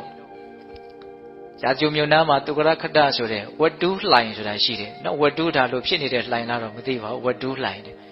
နော်အဲ့ဒီထဲမှာဒီကနခပရပိုက်ဆိုတာရှိတယ်နော်လက်သေးချီခြေသေးချီထားတဲ့ပရပိုက်လို့ဆိုရပါစို့အဲ့ဒါကရှင်သာရိပုတ္တရာရဲ့တူအဲ့ဒီပရပိုက်ကအဲ့ဒီပရပိုက်ကိုဟောတာမြတ်စွာဘုရားကဒီကနခသုတ်တံဆိုတာရှိတယ်အဲ့ဒီသုတ်တံကိုမြတ်စွာဘုရားကအဲ့ဒီပရပိုက်ကိုဟောတဲ့အချိန်မှာရှင်သာရိပုတ္တရာကဘာလုပ်နေတုံးဆိုတော့မြတ်စွာဘုရားကိုရက်လေခတ်ပေးနေတယ်။နောင်နာနေရနေရက်လေခတ်ပေးတယ်။တကယ်တရားဟောနေတာကမြတ်စွာဘုရားကပရပိုက်ကိုဟောနေတာ။အဲ့ဒီပရပိုက်ကရောက်လာပြီးတော့မြတ်စွာဘုရားကိုဘာလျှောက်တော့ဆိုတော့အဲ့ဒီသုတ်တန်လေးကပြောကြတယ်လွန်ကောင်းတယ်။နောက်ဘာလျှောက်လဲဆိုတော့မြတ်စွာဘုရားတဲ့တပည့်တော်ကဘယ်လိုအယူဝါဒကိုမှမနှစ်သက်ဘူးဆိုတဲ့အယူရှိပါတယ်တဲ့။နည်းနည်းလေးခေါင်းတော်ရှုပ်မယ်တေချာနားထောင်နော်ဘယ်လိုအယူဝါဒကိုမှတပည့်တော်မနှစ်သက်ဘူးဆိုတဲ့အယူရှိတယ်တဲ့အဲ့လိုပြောတဲ့အခါကျတော့မြတ်စွာဘုရားကနော်သူ့ရဲ့အမျိုးအနွယ်ကအဂိဝတ္တနော်အဂိဝတ္တလို့ပဲခေါ်ပြီးတော့မြတ်စွာဘုရားတရားဟောတယ်အဂိဝတ္တတဲ့အဲ့ဒီဘယ်လိုအယူကိုမှမနှစ်သက်ဘူးဆိုတဲ့အယူရှိတယ်ဆိုတာလေးကိုမင်းမနှစ်သက်ဘူးလားတဲ့မေးတာနော် तू ကဘာဘယ်လိုအယူဆအောင်မှဘယ်လိုအယူဆရှိတာကိုမှ तू မနှစ်သက်ဘူးဆိုတဲ့အယူပဲ तू မှရှိတယ်အဲ့လိုဆိုရင်ဘယ်လိုအယူဆအောင်မှမနှစ်သက်ဘူးဆိုတဲ့မင်းအယူကမင်းမနှစ်သက်ဘူးလားတဲ့အဲ့လိုမေးတဲ့ခါကျတော့ तू ဘာပြန်ပြောတော့ဆိုတော့အရှင်ဘုရားတဲ့ဘယ်လိုအယူမှမနှစ်သက်ဘူးဆိုတဲ့အယူနဲ့အဲ့ဒီအယူကိုနှစ်သက်တယ်ဆိုတာအတူတူပါပဲတဲ့မင်းအဲ့ဒါကိုဖတ်ပြီးတော့ခေါင်းနေလဲသွားတယ်ဘာမှပြောတာလည်းမသိဘူးဟုတ်လားဘယ်လိုအယူဝါဒကိုမှမနှစ်သက်ပါဘူးဆိုတာနဲ့အဲ့ဒီမနှစ်သက်ဘူးဆိုတာကိုနှစ်သက်တယ်ဆိုတဲ့အယူဟာအတူတူပါပဲတဲ့ပြီးတော့မှဟုတ်သားပဲလို့ဆိုရပါစို့နော်ဆိုရပါစို့ငါဘာလို့မှမကြိုက်ဘူးလို့ပြောတယ်တခုထားလိုက်နော်အဲ့ဒီဘာလို့မှမကြိုက်တာကိုပဲငါကြိုက်တယ်လို့ပြောရင်ဘယ်လိုပြောမလို့ဘာလို့မှမကြိုက်ဘူးလို့ပြောတာ ਨੇ အတူတူပဲလေသဘောပေါက်လား ငါဘာလို့မှမကြိုက်တာကိုပဲကြိုက်တယ်ကွာလို့ပြောရင်ဘာလို့မှမကြိုက်ဘူးလို့ပြောတာနဲ့ပါတော့အတူတူပဲဒါပေမဲ့တခုလဲစဉ်းစားကြည့်အဲ့ဒီဘာလို့မှမကြိုက်ဘူးဆိုတာကိုပဲကြိုက်တယ်လို့ပြောနေလို့ရှိရင်ရှေ့စကားကတိတ်အဓိပ္ပာယ်မရှိလို့ဖြစ်သွားဘာလို့မှမကြိုက်ဘူးဆိုတာကြီးကို तू ဟာကြိုက်နေတယ်ဆိုတော့ဘာလို့မှမကြိုက်တာကြီးကိုကြိုက်နေရလဲမရောက်ဘူးလားကြိုက်တယ်အဓိပ္ပာယ်ဟာမကြိုက်တာအဲ့ဒါတော့ကြိုက်တယ်ပေါ့လဲနေတယ်နော်တေချာနားထောင်တော့ဟုတ်လားအေးအဲ့တော့ तू ကရှောက်တာတပည့်တော်ကဘယ်လိုအယူဝါဒကိုမှမနှစ်သက်ဘူးဆိုတာကိုပဲတပည့်တော်နှစ်သက်တယ်ဆိုတော့ तू ဘယ်လိုအယူဝါဒကိုမှမနှစ်သက်ဘူးဆိုတဲ့အယူသူ့မှာရှိတယ်哦အဲ့ဒီတော့မြတ်စွာဘုရားကိုင်းမင်းတို့တက္ကသိုလ်တွေကအဲ့လိုပဲပြောပြီးတော့တဲ့ကိုယ့်အယူကိုလည်းမစွန့်နိုင်သူများအယူကိုလည်းမင်းတို့စွန့်လန်းနေတာရှိတယ်တဲ့ဟောပြောပုံလေးနော်ကိုယ့်အယူလည်းပါလေမစွန့်နိုင်ဘူးဒီပြင်အယူကိုလည်းစွန့်နေတာရှိတယ်တဲ့ပြောလို့လားမင်းတို့ပြောနေကြတာတဲ့အေးဒါမှငါပြောမယ်တဲ့ဘယ်အယူဝါဒကိုမှမနှစ်သက်ဘူးဆိုတဲ့ပုံကိုယ်တွေဟာလောဘဖြစ်ဖို့တန်ရောစဉ်ဖြစ်ဖို့ပြင်းထန်တဲ့နှစ်သက်မှုတွေဖြစ်ဖို့အတွက်မနှိစက်ဘူးဝေးတယ်တဲ့မဆိုးဘူးပေါ့နော်ဘယ်ယူဝါဒကိုပဲဖြစ်ဖြစ်နှစ်သက်တယ်ဆိုတဲ့အယူတွေလည်းရှိတယ်တဲ့အဲ့ဒီခေတ်ကဘယ်ယူဝါဒဖြစ်ဖြစ်နှစ်သက်တယ်ဆိုတဲ့လူတွေကတော့လောဘဖြစ်ဖို့အတွက်နှစ်သက်ဖို့အတွက်တန်ရောစဉ်တွေဖြစ်ဖို့အတွက်နှိစက်တယ်တဲ့အဲ့လိုလည်းပြောလိုက်ရောအဲ့ဒီကနခသဘောကျသွားတယ်။အော်ငါအယူဆကိုမြတ်စွာဘုရားချီးမွမ်းတယ်ပေါ့။အဲ့ဒီလိုသဘောကျနေတော့ရှိသေးမြတ်စွာဘုရားဗာဆက်မိန်ရှိတုံးဆိုတော့အဲ့ကိဝတ္တာတဲ့ငါပြောမယ်။ဘယ်လိုယူဝါဒကိုမှငါမနှစ်သက်ဘူးလို့မင်းလှုပ်ထားတယ်ဆိုရင်အယူဝါဒအလုံးကိုနှစ်သက်တယ်ဆိုတဲ့လူတွေနဲ့တချို့အယူကိုနှစ်သက်တယ်တချို့အယူကိုမနှစ်သက်ဘူးဆိုတဲ့လူတွေနဲ့မင်းညင်းရခုံရလိမ့်မယ်တဲ့။ငါမှမာနာမင်းတို့ဟာမားလို့ဆိုမင်းညင်းရမယ်။ညင်းရပြီဆိုရင်မင်းစိတ်တွေဆင်းရဲမယ်ပင်ပန်းမယ်။ဘယ်ယူဝါဒမှမနှစ်သက်ဘူးဆိုတဲ့လူတွေကလည်းပဲအယူဝါဒတွေကိုနှစ်သက်တယ်ဆိုတဲ့လူတွေတချို့နှစ်သက်တယ်တချို့မနှစ်သက်ဘူးဆိုတဲ့လူတွေနဲ့သူတို့လည်းညင်းရလိမ့်မယ်ညင်းရရင်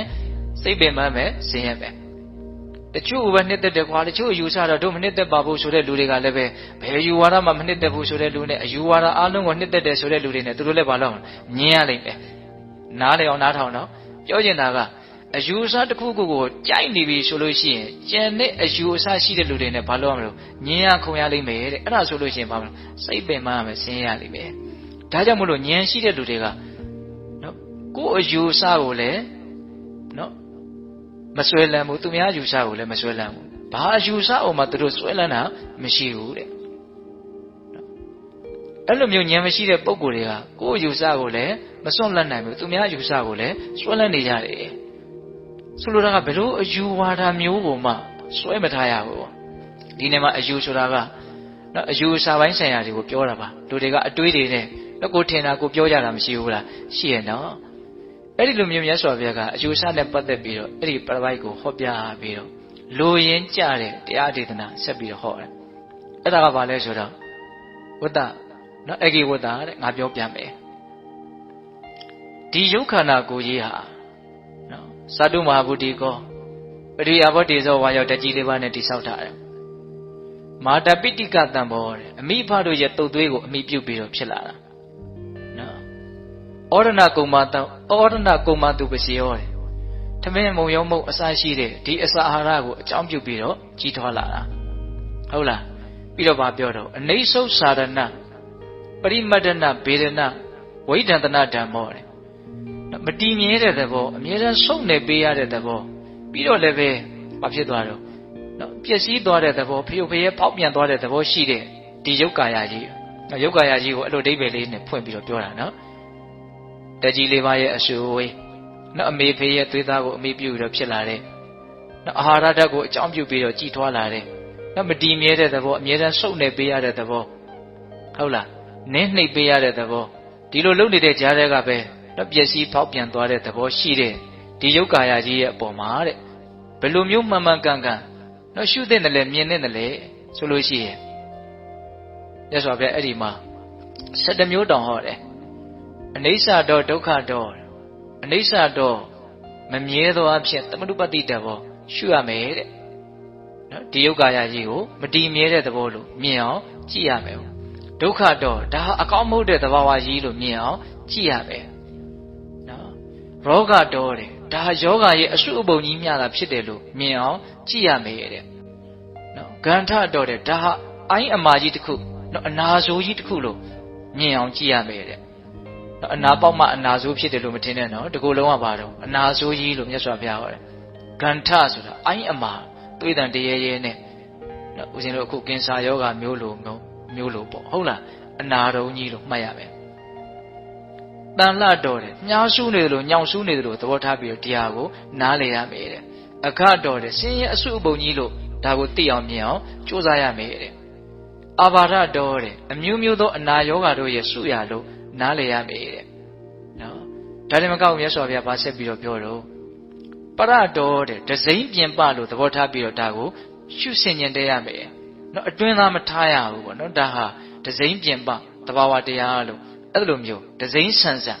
်လူငယ်တွေနားလည်အောင်ပြောရတော့အဲ့လိုမျိုးသဘောထားရမယ်တေခန္ဓာရဲ့ပုံမှာနော်ပါလောကတော်တယ်ပျက်စီးသွားမဲ့သဘာဝလို့ဒါကိုရှုမှတ်ရမယ်ဆင်ញင်ရမယ်နော်ပြောပုံအများကြီးပဲနော်ပြီးတော့ဗာပြောတော့သုံးညတော်တယ်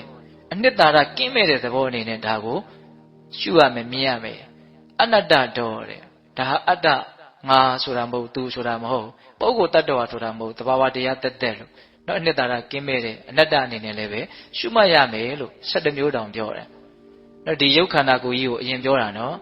ဟုတ်လားပရိယာဝတ္တိဇောဝါယောဓာတ်ကြီး၄ပါးနဲ့အခြေခံတည်ဆောက်ထားတဲ့အမေဖေရဲ့သွေးသားကိုအမိပြုတ်ပြီးတော့ဖြစ်လာတဲ့အာဟာရကိုအမိပြုတ်ပြီးတော့ကြီးထွားလာတဲ့နော်အမြဲတမ်းစုပ်နေပုတ်တက်ပြီးတော့နော်ပေးနေရပြီမယ်လို့လည်းပဲပြီးတော့လည်းပဲပေါက်ပြန်ပျက်စီးသွားတဲ့ဒီသဘာဝတရားကြီးကိုအဲ့လို7မျိုးသောနိလန်းတို့ဖြင့်မြင်အောင်ကြိုးစားရမယ်တဲ့နေစာတော့ဒုက္ခတော့ဟုတ်လားနော်ဒါတွေကိုဒါကမှတို့အရင်တို့အသေးစိတ်အကုန်လုံးမှတ်နိုင်ရင်တော့အလွန်ကောင်းမယ်ပေါ့နော်7မျိုးတောင်မြတ်စွာဘုရားဟောတာဟုတ်လားအဲ့လိုအရင်တို့ရုပ်ပိုင်းဆိုင်ရာကိုရှုမှတ်ပွားများရမယ်လို့ဟောပြီးတဲ့နောက်မှာမြတ်စွာဘုရားဘာကိုထပ်ပြီးတော့ဟောတော့ဝေဒနာကိုဟောတယ်နော်စိတ်ဝင်စားစရာကောင်းတယ်လို့ဦးဇင်းကထင်တယ်နော်ဒါတရားဘာဝနာကိုစိတ်ဝင်စားတဲ့ပုဂ္ဂိုလ်တွေအတွက်ပိုစိတ်ဝင်စားတဲ့ကောင်းတယ်ရှင်သာရိပုတ္တရာယန္တာဖြစ်တဲ့တုတ်တန်ဆိုတော့စိတ်ထဲမှာအမှတ်တင်နေလေမှတ်စေခြင်းတယ်ပေါ့နော်ဝေဒနာတွေကိုမြတ်စွာဘုရားဘယ်လိုဟောတော့ဆိုတော့အလွန်ရိုးရိုးရှင်းရှင်းဟောတယ်အဲ့ဒီတုတ်တန်မှာအဂိဝတ္တာတဲ့ခံစားမှုဝေဒနာဟာ3မျိုးရှိတယ်တဲ့ဒုက္ခရဲ့ဒုက္ခရဲ့အဒုက္ခမဒုက္ခရဲ့ဒုက္ခဆိုတာချမ်းသာတဲ့သဘောဒုက္ခဆိုတာဆင်းရဲတဲ့သဘောအဒုက္ခမဒုက္ခဆိုတာချမ်းသာတာလည်းမဟုတ်ဆင်းရဲတာလည်းမဟုတ်ချမ်းသာတယ်လို့လည်းမထင်ရှားဘူးဆင်းရဲတယ်လို့လည်းမထင်ရှားဘူးဝေဒနာဘယ်နှမျိုးတော့3မျိုးဒုက္ခရဲ့ဒုက္ခရဲ့အဒုက္ခမဒုက္ခအဲ့ဒါကိုဒီဝေဒနာခံစားမှုတို့ရဲ့အနိစ္စသဘာဝကိုပုံပေါ်အောင်မြတ်စွာဘုရားဘယ်လိုရှင်းပြလဲဆိုတော့အဂိဝတ္တာတဲ့ဒုက္ခဝေဒနာကိုခံစားနေတဲ့အချိန်မှာဒုက္ခဝေဒနာမရှိဘူးတဲ့အဒုက္ခမဒုက္ခဝေဒနာလည်းမရှိဘူးတဲ့တရားနားထောင်နော်ဒုက္ခဝေဒနာခံစားနေတဲ့အချိန်မှာဒုက္ခလည်းမရှိဘူးအဒုက္ခမဒုက္ခလည်းမရှိဘူးဒုက္ခအနေတက်ကိုပဲခံစားနေတာတဲ့တခါဒုက္ခဝေဒနာကိုခံစားနေတဲ့အချိန်မှာဒုက္ခဝေဒနာမရှိဘူးအဒုက္ခမဒုက္ခဝေဒနာမရှိဘူးဒုက္ခဝေဒနာတက်ကိုပဲခံစားနေတာအဒုက္ခမဒုက္ခဝေဒနာကိုခံစားတဲ့အချိန်မှာလည်းပဲဒုက္ခဝေဒနာမရှိဘူးဒုက္ခဝေဒနာမရှိဘူးအဒုက္ခမဒုက္ခကိုပဲခံစားနေတာဘာလဲဆိုတော့အဲ့ဒီအချက်ကိုပဲနေစဉ်းစားလို့ရှိရင်ဘယ်ခံစားမှုမှတည်မြဲနေတာမဟုတ်ဘူးဆိုတာကိုမသိနိုင်ဘူးလားသိနိုင်တယ်နော်ဝေဒနာတစ်မျိုးခံစားနေတယ်မှာကျန်တဲ့ဝေဒနာရှိသလားမရှိဘူးနော်ဒါကြောင့်ဆင်းရဲနေတဲ့အချိန်မှာချမ်းသာတာမရှိဘူးချမ်းသာနေတဲ့အချိန်မှာလည်းဆင်းရဲတာမရှိဘူးချမ်းသာတယ်လည်းမဟုတ်ဘူးဆင်းရဲတာလည်းမဟုတ်ဘူးဒီတိုင်းပဲပဲချမ်းသာဆင်းရဲခြင်းမှမထင်ရှားဘူးဆိုတဲ့တော့သိဖို့တောင်အလွန်ခက်တဲ့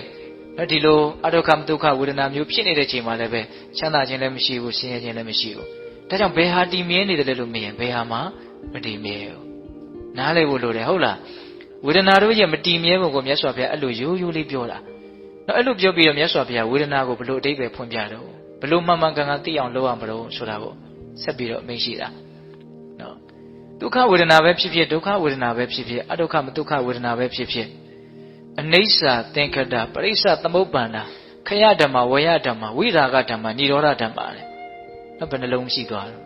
့သိချာမှတ်မယ်နော်အနိစ္စသင်္ခတနော်ပရိစ္ဆသမုပ္ပန္နာခယဓမ္မဝေယဓမ္မဝိရာဂဓမ္မនិရောဓဓမ္မ9မျိုးဟောရတယ်နော်အနိစ္စဆိုတာဘာတော့မတည်မြဲဘူးအနိစ္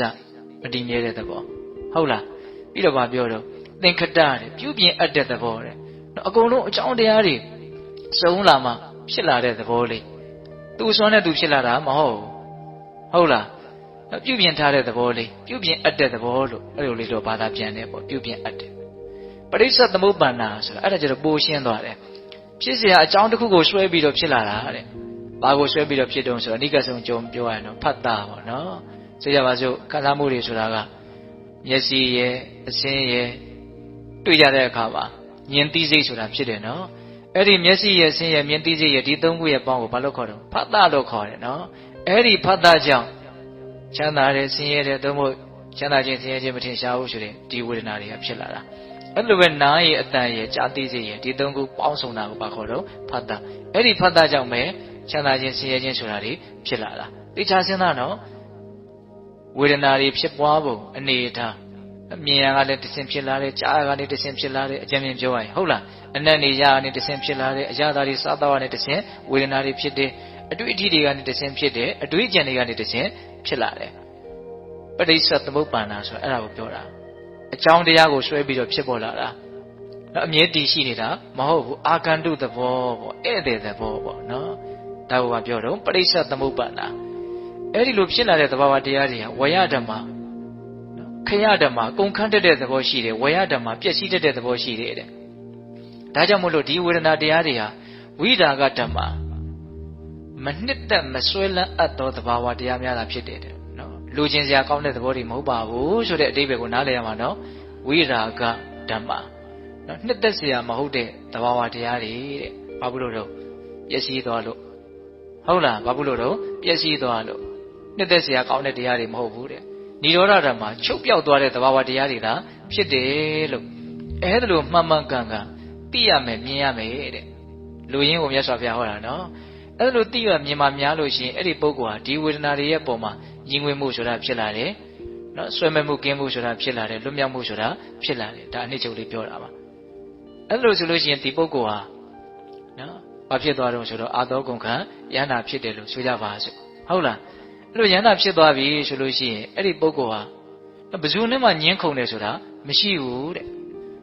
လောကရဲ့ပြောရိုးပြောစဉ်အရာမို့သာပြောနေတာဘာကိုမှအမှားအဖြစ်သုံးတတ်တာလည်းမရှိဘူးတဲ့ဟောဒါလေးကအလွန်မှတ်စရာကောင်းတဲ့စကားလုံးနော်ပြောရိုးပြောစဉ်မို့ပြောတော့ပြောနေတယ်ဒါပေမဲ့သူ့ရဲ့စိတ်ထဲမှာမှားယွင်းတဲ့သုံးသပ်မှုမရှိပါဘူးတဲ့ဆရာတို့ယန္တာရှင်မြတ်တွေလည်းပဲအေးငါစီလာခဲ့ဟိုလူကဘယ်သွားမှလဲအစရှိတဲ့ပုဂ္ဂိုလ်တ attva အနေထားမျိုးတွေနဲ့ပြောတာတော့မရှိဘူးလားရှိတယ်ဒါပေမဲ့သူတို့မှာမှားယွင်းတဲ့သုံးသပ်ချက်မရှိဘူးဒါပုဂ္ဂိုလ်တ attva ဒါငါဒါသူဆိုတဲ့မှားယွင်းတဲ့သုံးသပ်ချက်ဒါကသောတာပန်ပုဂ္ဂိုလ်တောင်မရှိပါဘူးဟုတ်လား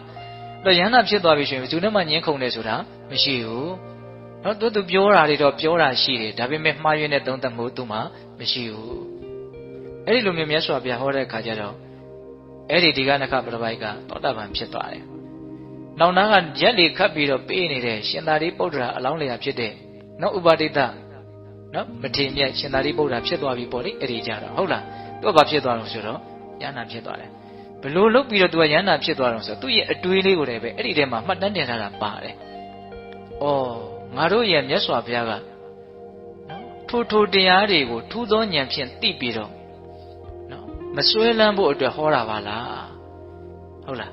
းငါတို့ရဲ့မြတ်စွာဘုရားထိုတရားတွေကိုထူးသောဉာဏ်ဖြင့်သိပြီးတော့စွန့်လွတ်ဖို့ရအလို့ငါတရားကိုဟောတာပါလားဟောလူရင်းကောင်းလုပ်ချက်ချပုံလေးကိုသတိထားကြကောင်းတယ်နော်မြတ်စွာဘုရားတရားဟောတယ်ဆိုတာဘာလဲဒီသဘာဝတရားတွေရဲ့အကြောင်းကိုထူးသောဉာဏ်ဖြင့်သိပြီးတော့ထူးသောဉာဏ်ဖြင့်သိတယ်ဆိုတာလွယ်အောင်ပြောရင်မှန်မှန်ကန်ကန်သိပြီးတော့ဟုတ်လားဒါကိုမှန်မှန်ကန်ကန်သိပြီးတော့ဘာအတွက်တရားဟောတော့မစွဲလန်းဖို့နော်မတက်မဲ့ဖို့ဒါအတွက်မြတ်စွာဘုရားတရားဟောတာဒီသဘာဝတရားတွေဟာဒုက္ခတွေပဲဒါတွေကိုမစွဲလန်းမှသာနဲ့ဒီဒုက္ခတွေကလွတ်မြောက်တယ်ဒါကြောင့်ဒီသဘာဝတရားတွေရဲ့အကြောင်းကိုမြတ်စွာဘုရားမှန်မှန်ကန်ကန်ထူးသောဉာဏ်ဖြင့်သိပြီးတော့မစွဲလန်းဖို့ရန်အလို့ငါဘာလို့တော့တရားဟောတာပါလားလို့အဲ့လိုဆင်ခြင်ရင်းနဲ့အာသောကုန်ခံယန္တာဖြစ်တယ်တဲ့ရှင်သာရိပုတ္တရာယန္တာဖြစ်ပုံကလေးဟုတ်လားဒါကြောင့်ဦးဇင်းတို့ပေးတဲ့ပေါင်းသူတော်ကောင်းတို့နော်ရှင်သာရိပုတ္တရာမထေရမြတ်ရဲ့နော်ဆူတောင်းကစပြီးတော့ဒါဦးဇင်းတို့ပြစ္ဆခအနေအထားလေးကိုပြောပြတာဆက်ပြီးတော့ဦးဇင်းဘာပြောခြင်းတော့နော်နောက်နေ့မှာပြောမယ်ရှင်သာရိပုတ္တရာရဲ့အကြောင်းအရာတွေကအလွန်များတယ်သူဟောခဲ့တဲ့တရားလေးတွေကိုလည်းဦးဇင်းကပြောခြင်းတယ်နော်အရှင်မြတ်ကြီးနှစ်ပါးဆွေးနွေးတဲ့အကြောင်းတွေကိုလည်းပြောခြင်းတယ်အဲ့တော့ဒီနေ့ကျန်တဲ့အချိန်လေးမှာဦးဇင်းကဘာဆက်ပြောခြင်းလို့ဆိုတော့ဒီရှင်သာရိပုတ္တရာအရှင်မြတ်ကြီးဟာအလွန်တရာမှတိခံတဲ့နေရာမှာစံထားရတဲ့ပုဂ္ဂိုလ်ဖြစ်တယ်ထူးခြားတဲ့အဖြစ်အပျက်နဲ့တိခံမှုနဲ့ပတ်သက်ပြီးတော့သူ့မှာထူးခြားတဲ့မှတ်တမ်းရှိတယ်ဒါလေးကိုဦးဇင်းကဆက်ပြီးတော့ပြောခြင်းတယ်ဟုတ်လားသူယန္တာဖြစ်ပြီးဆိုတော့သူ့ရဲ့ညီတော်တွေနှမတော်တွေအကုန်လုံးကိုသူယမ်းပြုပေးတာရှိတယ်အဲ့ဒါတွေကိုနောက်တစ်ချိန်ကြာမှပဲဦးဇင်းတို့ပြောပါမယ်ဟုတ်လားလောလောဆယ်ဘာပြောခြင်းလို့ဆိုတော့သူ့ရဲ့တိခံနိုင်တဲ့နော်အနေအထားနဲ့ပတ်သက်ပြီးတော့ကြော်ကြားမှုပေါ့ လူလောကရဲ့တရားဓမ္မအတိုင်းဝိုင်းမှာကိုပဲရှင်သာရိပုတ္တရာအလွန်သီးခံတဲ့ဆိုတဲ့ဟာကကြော်ကြားတယ်လို့ဆိုတယ်ဒါကြောင့်ဒီနေ့တော့ပုံသားတယောက်ကဘယ်သူကဘလောက်သီးခံနိုင်တာတော့ဘယ်သူဖြစ်စိတ်တူတရားတွေ့ရင်စိတ်တူမှာမတူတရားမတွေ့သေးလို့မတူတာပါဟာ तू ကဒါကတာမန်လူလိုပဲ तू ကသဘောထားတာကိုဟုတ်လားတူစရာမတွေ့သေးလို့တူတာပါကွာဘလောက်သီးခံနိုင်တဲ့လူပဲဖြစ်စိတ်တူအောင်တကယ်လုပ်မယ်ဆိုရင်မတူဘဲမနေပါဘူး तू ကဒါသူ့အမြင်ပေါ့ဘယ်သူကမတူတာတော့ဆိုရှင်သာရိပုတ္တရာတော့ဘာလို့လို့မှစိတ်မတူဘူးစိတ်တူတယ်လို့မရှိဘူးအဲ့လိုဆိုလို့ရှိရင်ငါစိတ်တူအောင်လုပ်ပြမယ်တဲ့အဲ့ဒါဘာလုပ်လဲဆိုတော့အဲ့ဒီအရှင်မြတ်ဆွမ်းခံကြွလာပြီလဲဆိုတော့ဘာမပြောညာမပြောနောက်ကနေပြီးတော့အဲ့ဒါကြောကုန်းကိုလက်နဲ့သွားပြီးတော့ထုတယ်နော်ဒါပေမဲ့ရှင်သာရိပုတ္တရာအဲ့ဒါကိုလှည့်မကြည့်ဘူးတဲ့ဘာမပြောဖို့ဆိုဖို့နေနေသားသားနော်လှည့်တော့မကြည့်ဘူးဘာမှဖြစ်တယ်ဆိုတဲ့အနေအထားမျိုးမရှိတဲ့ပုံစံမျိုးနဲ့ပဲဆက်ပြီးတော့ကြွသွားတာပုံမှန်အတိုင်းပဲကြွသွားသူတော်တော်အံ့ဩသွားတယ်ဟုတ်လားဒါပေမဲ့သူ့ရဲ့စိတ်ထဲမှာတကယ်သိခံနိုင်တာကိုထုလိုက်ရင်တော့တခုခုတော့ပြန်ပြောမယ်လို့သူထင်နေတာဟုတ်လားအဲ့ဒါနဲ့သူကသူ့စိတ်ထဲမှာတော်တော်လေးပူလောင်သွားပြီငါတော့မှားပြီနဲ့တူတယ်ပေါ့အဲ့ဒါနဲ့အရှင်ဘုရားနေပါအောင်တပည့်တော်အိမ်ကိုကြွပါဟာဘာဘူးလို့တော့အရှင်ဘုရားကိုစိတ်တူမလားလို့တပည့်တော်ကနောက်ကကြောကိုထုလိုက်တာအဲ့ဒါကိုလည်းရှင်မြတ်ကဘာမှမပြောဘူးအိမ်ကြွပါအောင်ဆိုတော့အိမ်ကြွသွားတယ်အဲ့ဒါဆွမ်းလောင်းမဲ့သူအမြဲတမ်းအဲ့ခဏလေးတော့လူတွေကအုံလိုက်ကြီးရောက်လာတယ်အများကြီးဘာလို့ရောက်လာတော့တို့ရဲ့အရှင်မြတ်ကိုထုတဲ့လူကိုရိုက်မယ်ဆိုပြီးတော့ရောက်လာကြတယ်ဟုတ်လားရိုက်ခါတဲ့လူကဘာမှမဖြစ်ပဲနဲ့ဘေးကလူကဖြစ်နေတာနော်အဲ့ဒါနဲ့ရှင်သာရိပုတ္တရာကအဲ့ဒီတကားလေးဟာမင်းတို့ဘာဖြစ်ကြတာတော့ဆိုတော့အရှင်မြတ်ကိုစော်ကားလို့အဲ့ဒီလူကိုကောင်းကောင်းဆုံးမမလို့ဆိုဂိုင်းဒီလူကထုတာမင်းတို့ကိုထုတာလားငါ့ကိုထုတာလားမေးတာတော့ရိုးရိုးပါပဲဟုတ်လားမင်းတို့ကိုထုလားငါ့ကိုထုတာအရှင်ဘုရားကိုထုတာပါဆိုထုခါတဲ့ငါကဘာမှမဖြစ်ပဲနဲ့မင်းတို့ကဘာလို့ဖြစ်နေတာတော့အဲ့တော့သွားကြပါဆိုပြီးတော့နောက်တောင်းပန်ပြီးတော့လှော်ရတယ်ဒါရှင်သာရိပုတ္တရာရဲ့တိက္ခမှုမှာကြော်ကြားတဲ့အပိုင်းလေးဒါကျမ်းဂန်ထဲမှာမှတ်တမ်းတင်ထားအောင်နောက်ထပ်ဦးဇင်းတို့ဒီမဟာပရိမြေကြီးတုံလှုပ်ရလောက်အောင်သူ့ရဲ့တိက္ခနိုင်စွမ်းအဲ့ဒါကိုမှတ်တမ်းတင်ထားတာတခုရှိတယ်အဲ့ဒါကတော့ဦးဇင်းတို့တော့လွန်ခဲ့တဲ့9 နှစ်10 နှစ်လောက်တုန်းကတိဟနာရသုတ်တံဆိုပြီးတော့ဦးဇင်းတို့ဟောဖို့ပါတယ်ဟုတ်လားတိဟနာဒဆိုတာချင်းသေးဟောက်တံလို့အဓိပ္ပာယ်ရတယ်နော်ဒီအကြောင်းအရာလေးကိုလည်းဦးဇင်းကအကျဉ်းပြင်းလေးပြောပြခြင်းတယ်နောက်ရှင်သာရိပုတ္တရာကိုရမြတ်ကြီးရဲ့တိခဏနိုင်တဲ့စွမ်းရည်ကိုတရားတော်တို့ဦးဇင်းတို့တွေကြည်ညိုစေရစိတ်ထဲကအားကြစေရဒီလိုမျိုးမှန်မှန်ကန်ကန်သိမြင်မှုနဲ့ကြည်ညိုကြမယ်အားကြကြမယ်ဆိုရင်လည်းပဲအများကြီးကုသိုလ်ကောင်းမှုတိုးတယ်မရှိဘူးလားရှိရနော်အဲ့တော့ဒါကဘာပြောထားတော့ဆိုတော့နောက်အခါတစ်ပါးမှာနဲ့ရှင်သာရိပုတ္တရာကတည်င်းဝါလာကျွတ်လို့နောက်ဒေသစာတွေလှည့်လည်မယ်ဆိုတော့သူ့ရဲ့နောက်အချမ်းရနေနဲ့မြတ်စွာဘုရားကိုရှ िख ိုးဥချပြီးတော့နှုတ်ဆက်ပြီးတော့သူခီးထွက်တာအဲ့လိုခီးထွက်တော့အများကြီးလိုက်ပို့ကြတဲ့ယဟန်တွေရှိတယ်အဲ့ဒီလိုက်ပို့ကြတဲ့ယဟန်တွေကိုရှင်သာရိပုတ္တရာကနော်အမျိုးအနွယ်တွေခေါ်ပြီးတော့နှုတ်ဆက်တယ်တိုင်ပြန်ကြပါတော့မလိုက်ခဲ့တော့နဲ့ပြန်ကြတော့ဆိုနှုတ်ဆက်တယ်အဲ့ဒီထဲမှာယဟန်တစ်ပါးပါတယ်အဲ့ဒီယဟန်တစ်ပါးကတောင်းတနေတယ်ဘယ်လိုတောင်းတနေလဲဆိုတော့ငါ့ကိုအရှင်မြတ်ကငါရဲ့အမျိုးအနွယ်လေးကိုခေါ်ပြီးတော့နှုတ်ဆက်ရင်လည်းအတိမတ်ပြုရင်လည်းကောင်းပါလို့သူကစဉ်းစားနေတာအတိမတ်ပြုတာကိုခံကျင်တယ်ဒါပေမဲ့ဖြစ်ချင်တော့ရှင်သာရိပုတ္တရာသူ့ကိုမမြင်မိဘူးသူ့ကိုမတွေ့မိဘူးဟုတ်လားအဲ့ဒါနဲ့သူ့ကိုနှုတ်လည်းမဆက်မိဘူးနှုတ်မဆက်မိပဲနဲ့တော့ကြွမဲ့ခီးကိုကြွသွားတဲ့ခါကျတော့ပိုးပြီးတော့တိုက်ဆိုင်တာကသင်္ကန်းရမ်းလိုက်တဲ့နေရာမှာအဲ့ဒီသင်္ကန်းကအဲ့ဒီရဟန်းကိုနည်းနည်းလေးသွားပြီးတော့ခိုင်းမိတယ်သင်္ကန်းလေးခိုင်းမိတာကဘာမှမပြောပါတော့ပါဘူးရှင်မြတ်ကသိတောင်မသိဘူးဒါပေမဲ့သူကဘာလုပ်တုံးဆိုတော့သူ့ကိုမနှုတ်ဆက်တဲ့ကိုကစားသူ့စိတ်ကမကျင်တတ်ဘူးအကြီးကျယ်မကျင်တတ်ဘူးအတိမပြုခံခြင်းတဲ့စိတ်ကလည်းအလွန်ခက်တယ်လို့ပြောရမယ်နော်ဟုတ်လားအဲ့ဒါဦးဇင်းတို့နေ့ပြန်မှာပြောမဲ့တရားထဲမှာဒီအကြောင်းအရာတွေလည်းပါလိုက်ဦးမယ်ဟုတ်လားအဲ့ဒါသူကအကျင့်တတ်တာကိုအခြေခံပြီးတော့သူ့ကိုသင်္ကန်းနဲ့ထိသွားတာကိုဒါအရှင်မြတ်ကိုနော်စော်ကားဖို့အတွက်သူ့မှာခိုင်လုံတဲ့အကြောင်းပြချက်ရတယ်ဘာလို့တုံးဆိုတော့အဲ့ဒါမြတ်စွာဘုရားကြီးကိုတွားပြီးတော့မြတ်စွာဘုရားရှင်သာရိပုတ္တရာကိုရောမြတ်ကငါဟာအက္ခတာဝကဖြစ်တယ်ဆိုတဲ့သဘောမျိုးနဲ့တပည့်တော်ရဲ့နှပန်းကိုပွင့်မတက်ဟုတ်လားသင်္ကန်းနဲ့ရိုက်ပုတ်ပြီးတော့ထွက်သွားတာတောင်းမှအကောင်မှမသိဘူးအဲ့လိုသွားလျှောက်တာမြတ်စွာဘုရားကသိတော်မူတယ်ဒီအကြောင်းအရာကိုအကြောင်းပြုပြီးတော့သာရိပုတ္တရာချင်းသေးဟောက်တဲ့ကဲ့သို့ရဲတောက်နော်ချင်းသေးမွတ်တဲ့ချင်းသေးဟောက်တဲ့စကားသံတွေပြောလိမ့်မယ်အဲ့ဒါကိုမြတ်စွာဘုရားသိတော်မူတဲ့အတွက်ကြောင့်နားမှာရှိတဲ့ယဟန်တစ်ပါးကိုကိုင်းအဲ့လိုဆိုလို့ရှိရင်ရှင်သာရိပုတ္တရာကိုသွားပြီးတော့ခေါ်ကြည့်ဦး ဒါဖြည့်ရှင်းဖို့လိုတယ်အဲ့ဒီမှာဦးဇင်းတို့ရှင်အာနန္ဒာနဲ့ရှင်မောဂလန်ကမြတ်စွာဘုရားဟာရှင်သာရိပုတ္တရာဒီလိုမလုပ်ဘူးဆိုတာကိုသိတယ်သိရတဲ့ခေါ်ခိုင်းတာဟာအကြောင်းလို့ရှိတယ်ဒါပါလေဆိုတော့ရှင်သာရိပုတ္တရာရဲ့ရေရဲတောက်တရားစကားသံကိုမြတ်စွာဘုရားယဟန်ပိသက်ကိုသိသိချင်းလို့သာနဲ့ခေါ်ခိုင်းတာဖြစ်တယ်ဆိုတော့သိတဲ့အတွက်ကြောင့်ကြောင်တကားတော့တွေကိုအကုန်ယူပြီးတော့အကုန်လုံးလိုက်ပြီးတော့နှိုးစော်တယ်အရှင်တို့ထွက်ကြဒီနေ့သာရိပုတ္တရာချင်းသေးဟောက်တဲ့စကားသံကိုရဲရဲတောက်နော်မျက်ရှုလိမ့်မယ်အဲ့ဒီမှာယဟန်ပိသက်တွေအများကြီးစုမိသွားတယ်ဆိုတော့ကရှင်သာရိပုတ္တရာကိုဆွဆွဲတဲ့ယဟန်လည်းမြတ်စွာဘုရားနာမှာရှိတယ်အဲ့ဒါခဏနေတော့ရှင်သာရိပုတ္တရာရောက်လာတယ်ရောက်လာပြီးတော့ရှင်ဘုရားအဘုလို့ခေါ်ရတာတော့ဆိုတော့ရှောက်တဲ့မြတ်စွာဘုရားကသာရိပုတ္တရာတင်ဟာဟောဒီယဟန်ကို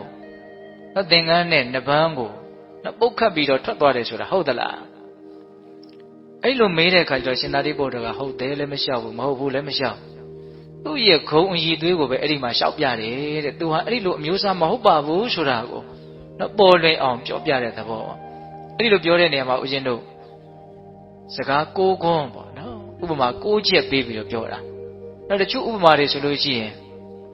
ပုထုဇဉ်ယဟန်တွေအတွက်မြဲရည်တောင်ကြားတယ်လို့ဆိုတယ်တဲ့နောက်အဲ့ဒီသုတ်တန်ရဲ့အဖွဲမှာနောက်ဒီဥမာကိုးချက်ကိုပြောပြီးတိုင်းတစ်ချက်ပြောပြီးတိုင်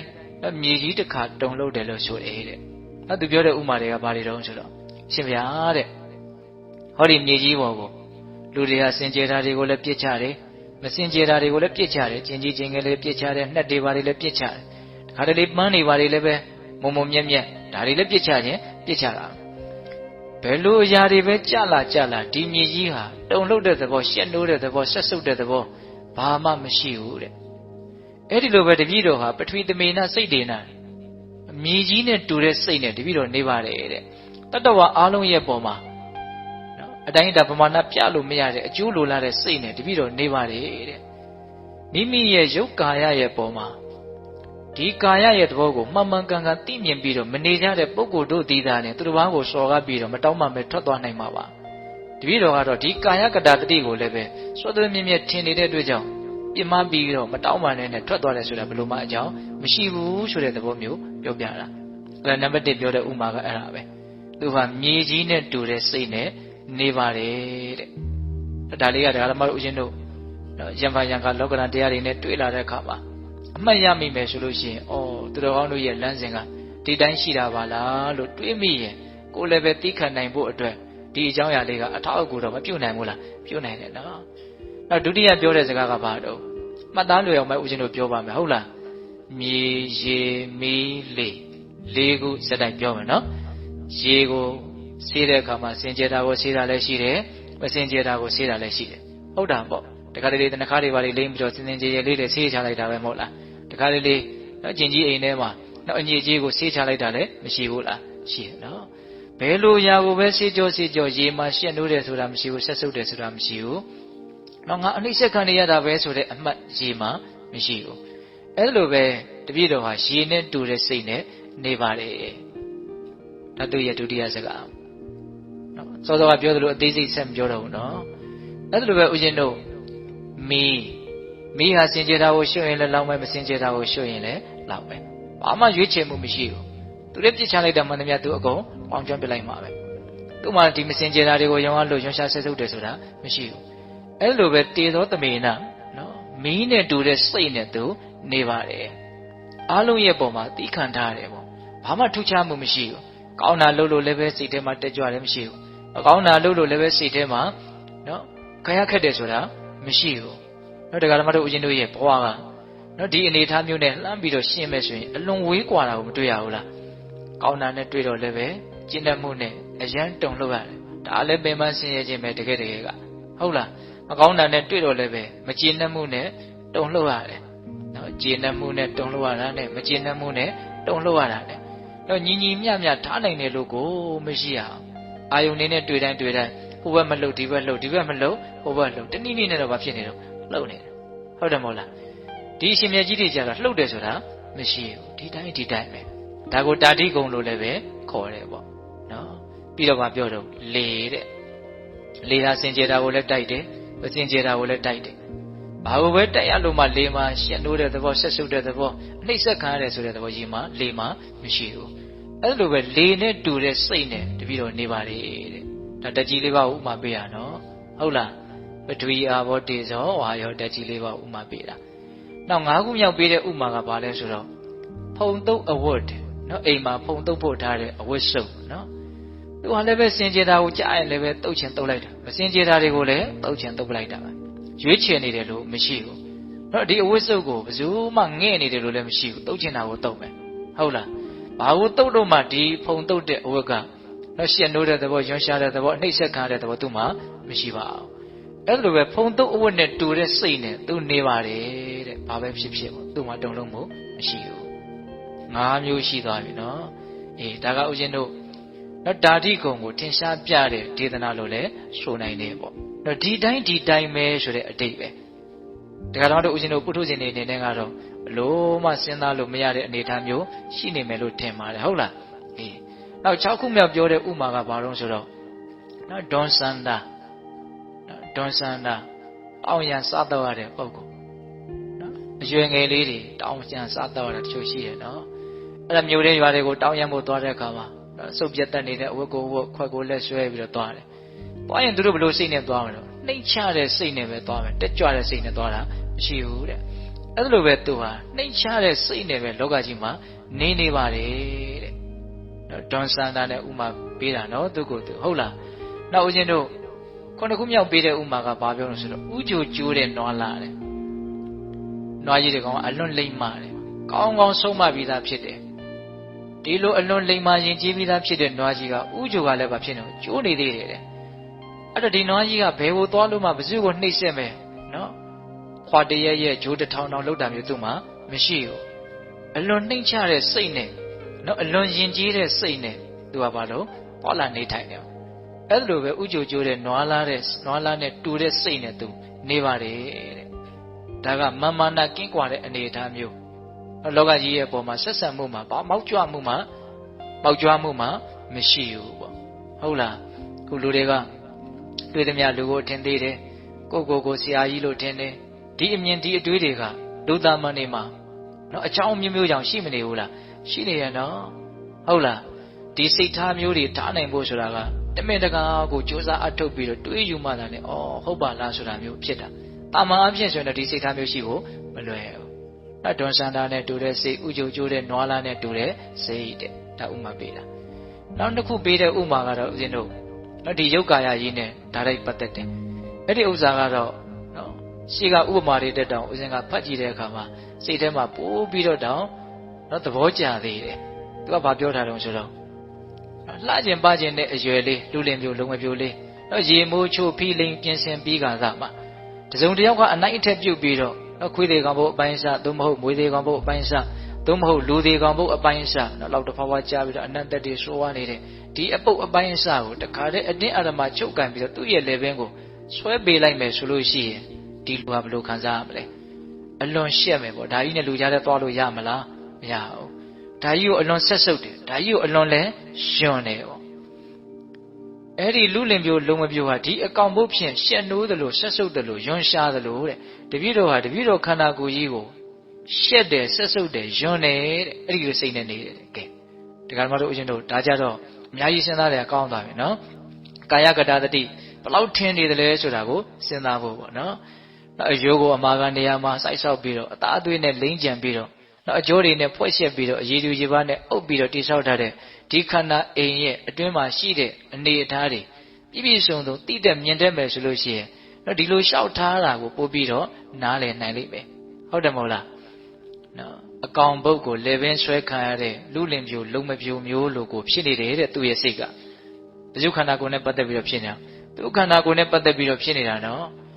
တော့ကာယကတတတိမထင်တဲ့ပုဂ္ဂိုလ်တို့ဒီသာလဲသူတော်ဘာကိုစော်ကားပြီးတော့မတောင်းပါမယ်ထွက်သွားလိမ့်မယ်ကာယကတတတိထင်တဲ့လူဟာအဲ့လိုလုပ်စရာအကြောင်းမရှိဘူးတဲ့ဒါကကာယကတတတိနဲ့ပတ်သက်ပြီးတော့ပြောတာနောက်ဆုံးပေးတဲ့ဥမာလေးကလည်းပဲကာယကတတတိနဲ့ပတ်သက်ပြီးတော့ပြောတယ်လို့ပဲဆိုရမယ်အဲ့ဒါကဘာလဲဆိုတော့ခေါင်းပေါ်မှာအမဲစီအိုကြီးတို့ရွက်ထားတယ်အဲ့ဒီအမဲစီအိုကြီးကအပေါ်ကနေပေါ်နှက်ခမ်းကကြည့်ပြီးတော့ရှမ်းကြတာလည်းရှိတယ်နော်အိုကြီးကအဲ့နေတဲ့အတွက်ကြောင့်စိတ်ထွက်ပြီးတော့ရိုးကြနေတာလည်းရှိတယ်အဲ့တော့အမဲစီအိုကြီးကနေပြီးတော့တခါလေရိုးကြလာတဲ့စိတ်ကြလာတဲ့တွေက ခေါင်းပေါ်နဲ့စီးဆင်းပြီးတော့မျက်နှာတစ်လျှောက်လေပင်ရင်ဘတ်အကုန်လုံးတစ်ကိုယ်လုံးကိုရွှဲရွှဲရှိုးပြီးတော့နေတယ်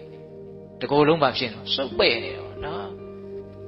အဲ့ဒီအမဲစီအိုကြီးခေါင်းပေါ်ရွက်နေရတဲ့လူဟာဒီအမဲစီအိုကြီးနဲ့ဆက်စုပ်ယွန်ရှာရှက်နိုးတယ်လို့တပည့်တော်ကလည်းတပည့်တော်ခန္ဓာကိုယ်ကြီးနဲ့ပတ်သက်ပြီးတော့ဆက်စုပ်နေပါတယ်ယွန်ရှာနေပါတယ်ရှက်တဲ့စိတ်ဖြစ်နေပါတယ်အဲ့လိုရှောက်တယ်ဆိုလိုတာကဒီခန္ဓာကိုယ်ကြီးကိုနော်ရှံကြနေတဲ့စိတ်ကြနေတဲ့အမဲစီအိုကြီးလို့ဥပမာပေးပြီးတော့ရှောက်ထားတာဒီဥပမာကတော့သေချာစဉ်းစားကြည့်ရင်အလွန်မှလည်းပဲကွက်တိကြတဲ့ဥပမာတော့မဆိုနိုင်ဘူးလားနော်ရှံကြတာရှိတယ်နော်မနခင်မျက်နှာသိရတယ်ဆိုတာဒါရှံကြထားတာတွေကိုမလုပ်ပြရတော့သုတ်တင်ပြရတာရိုးစီးကြတာတွေရှိတယ်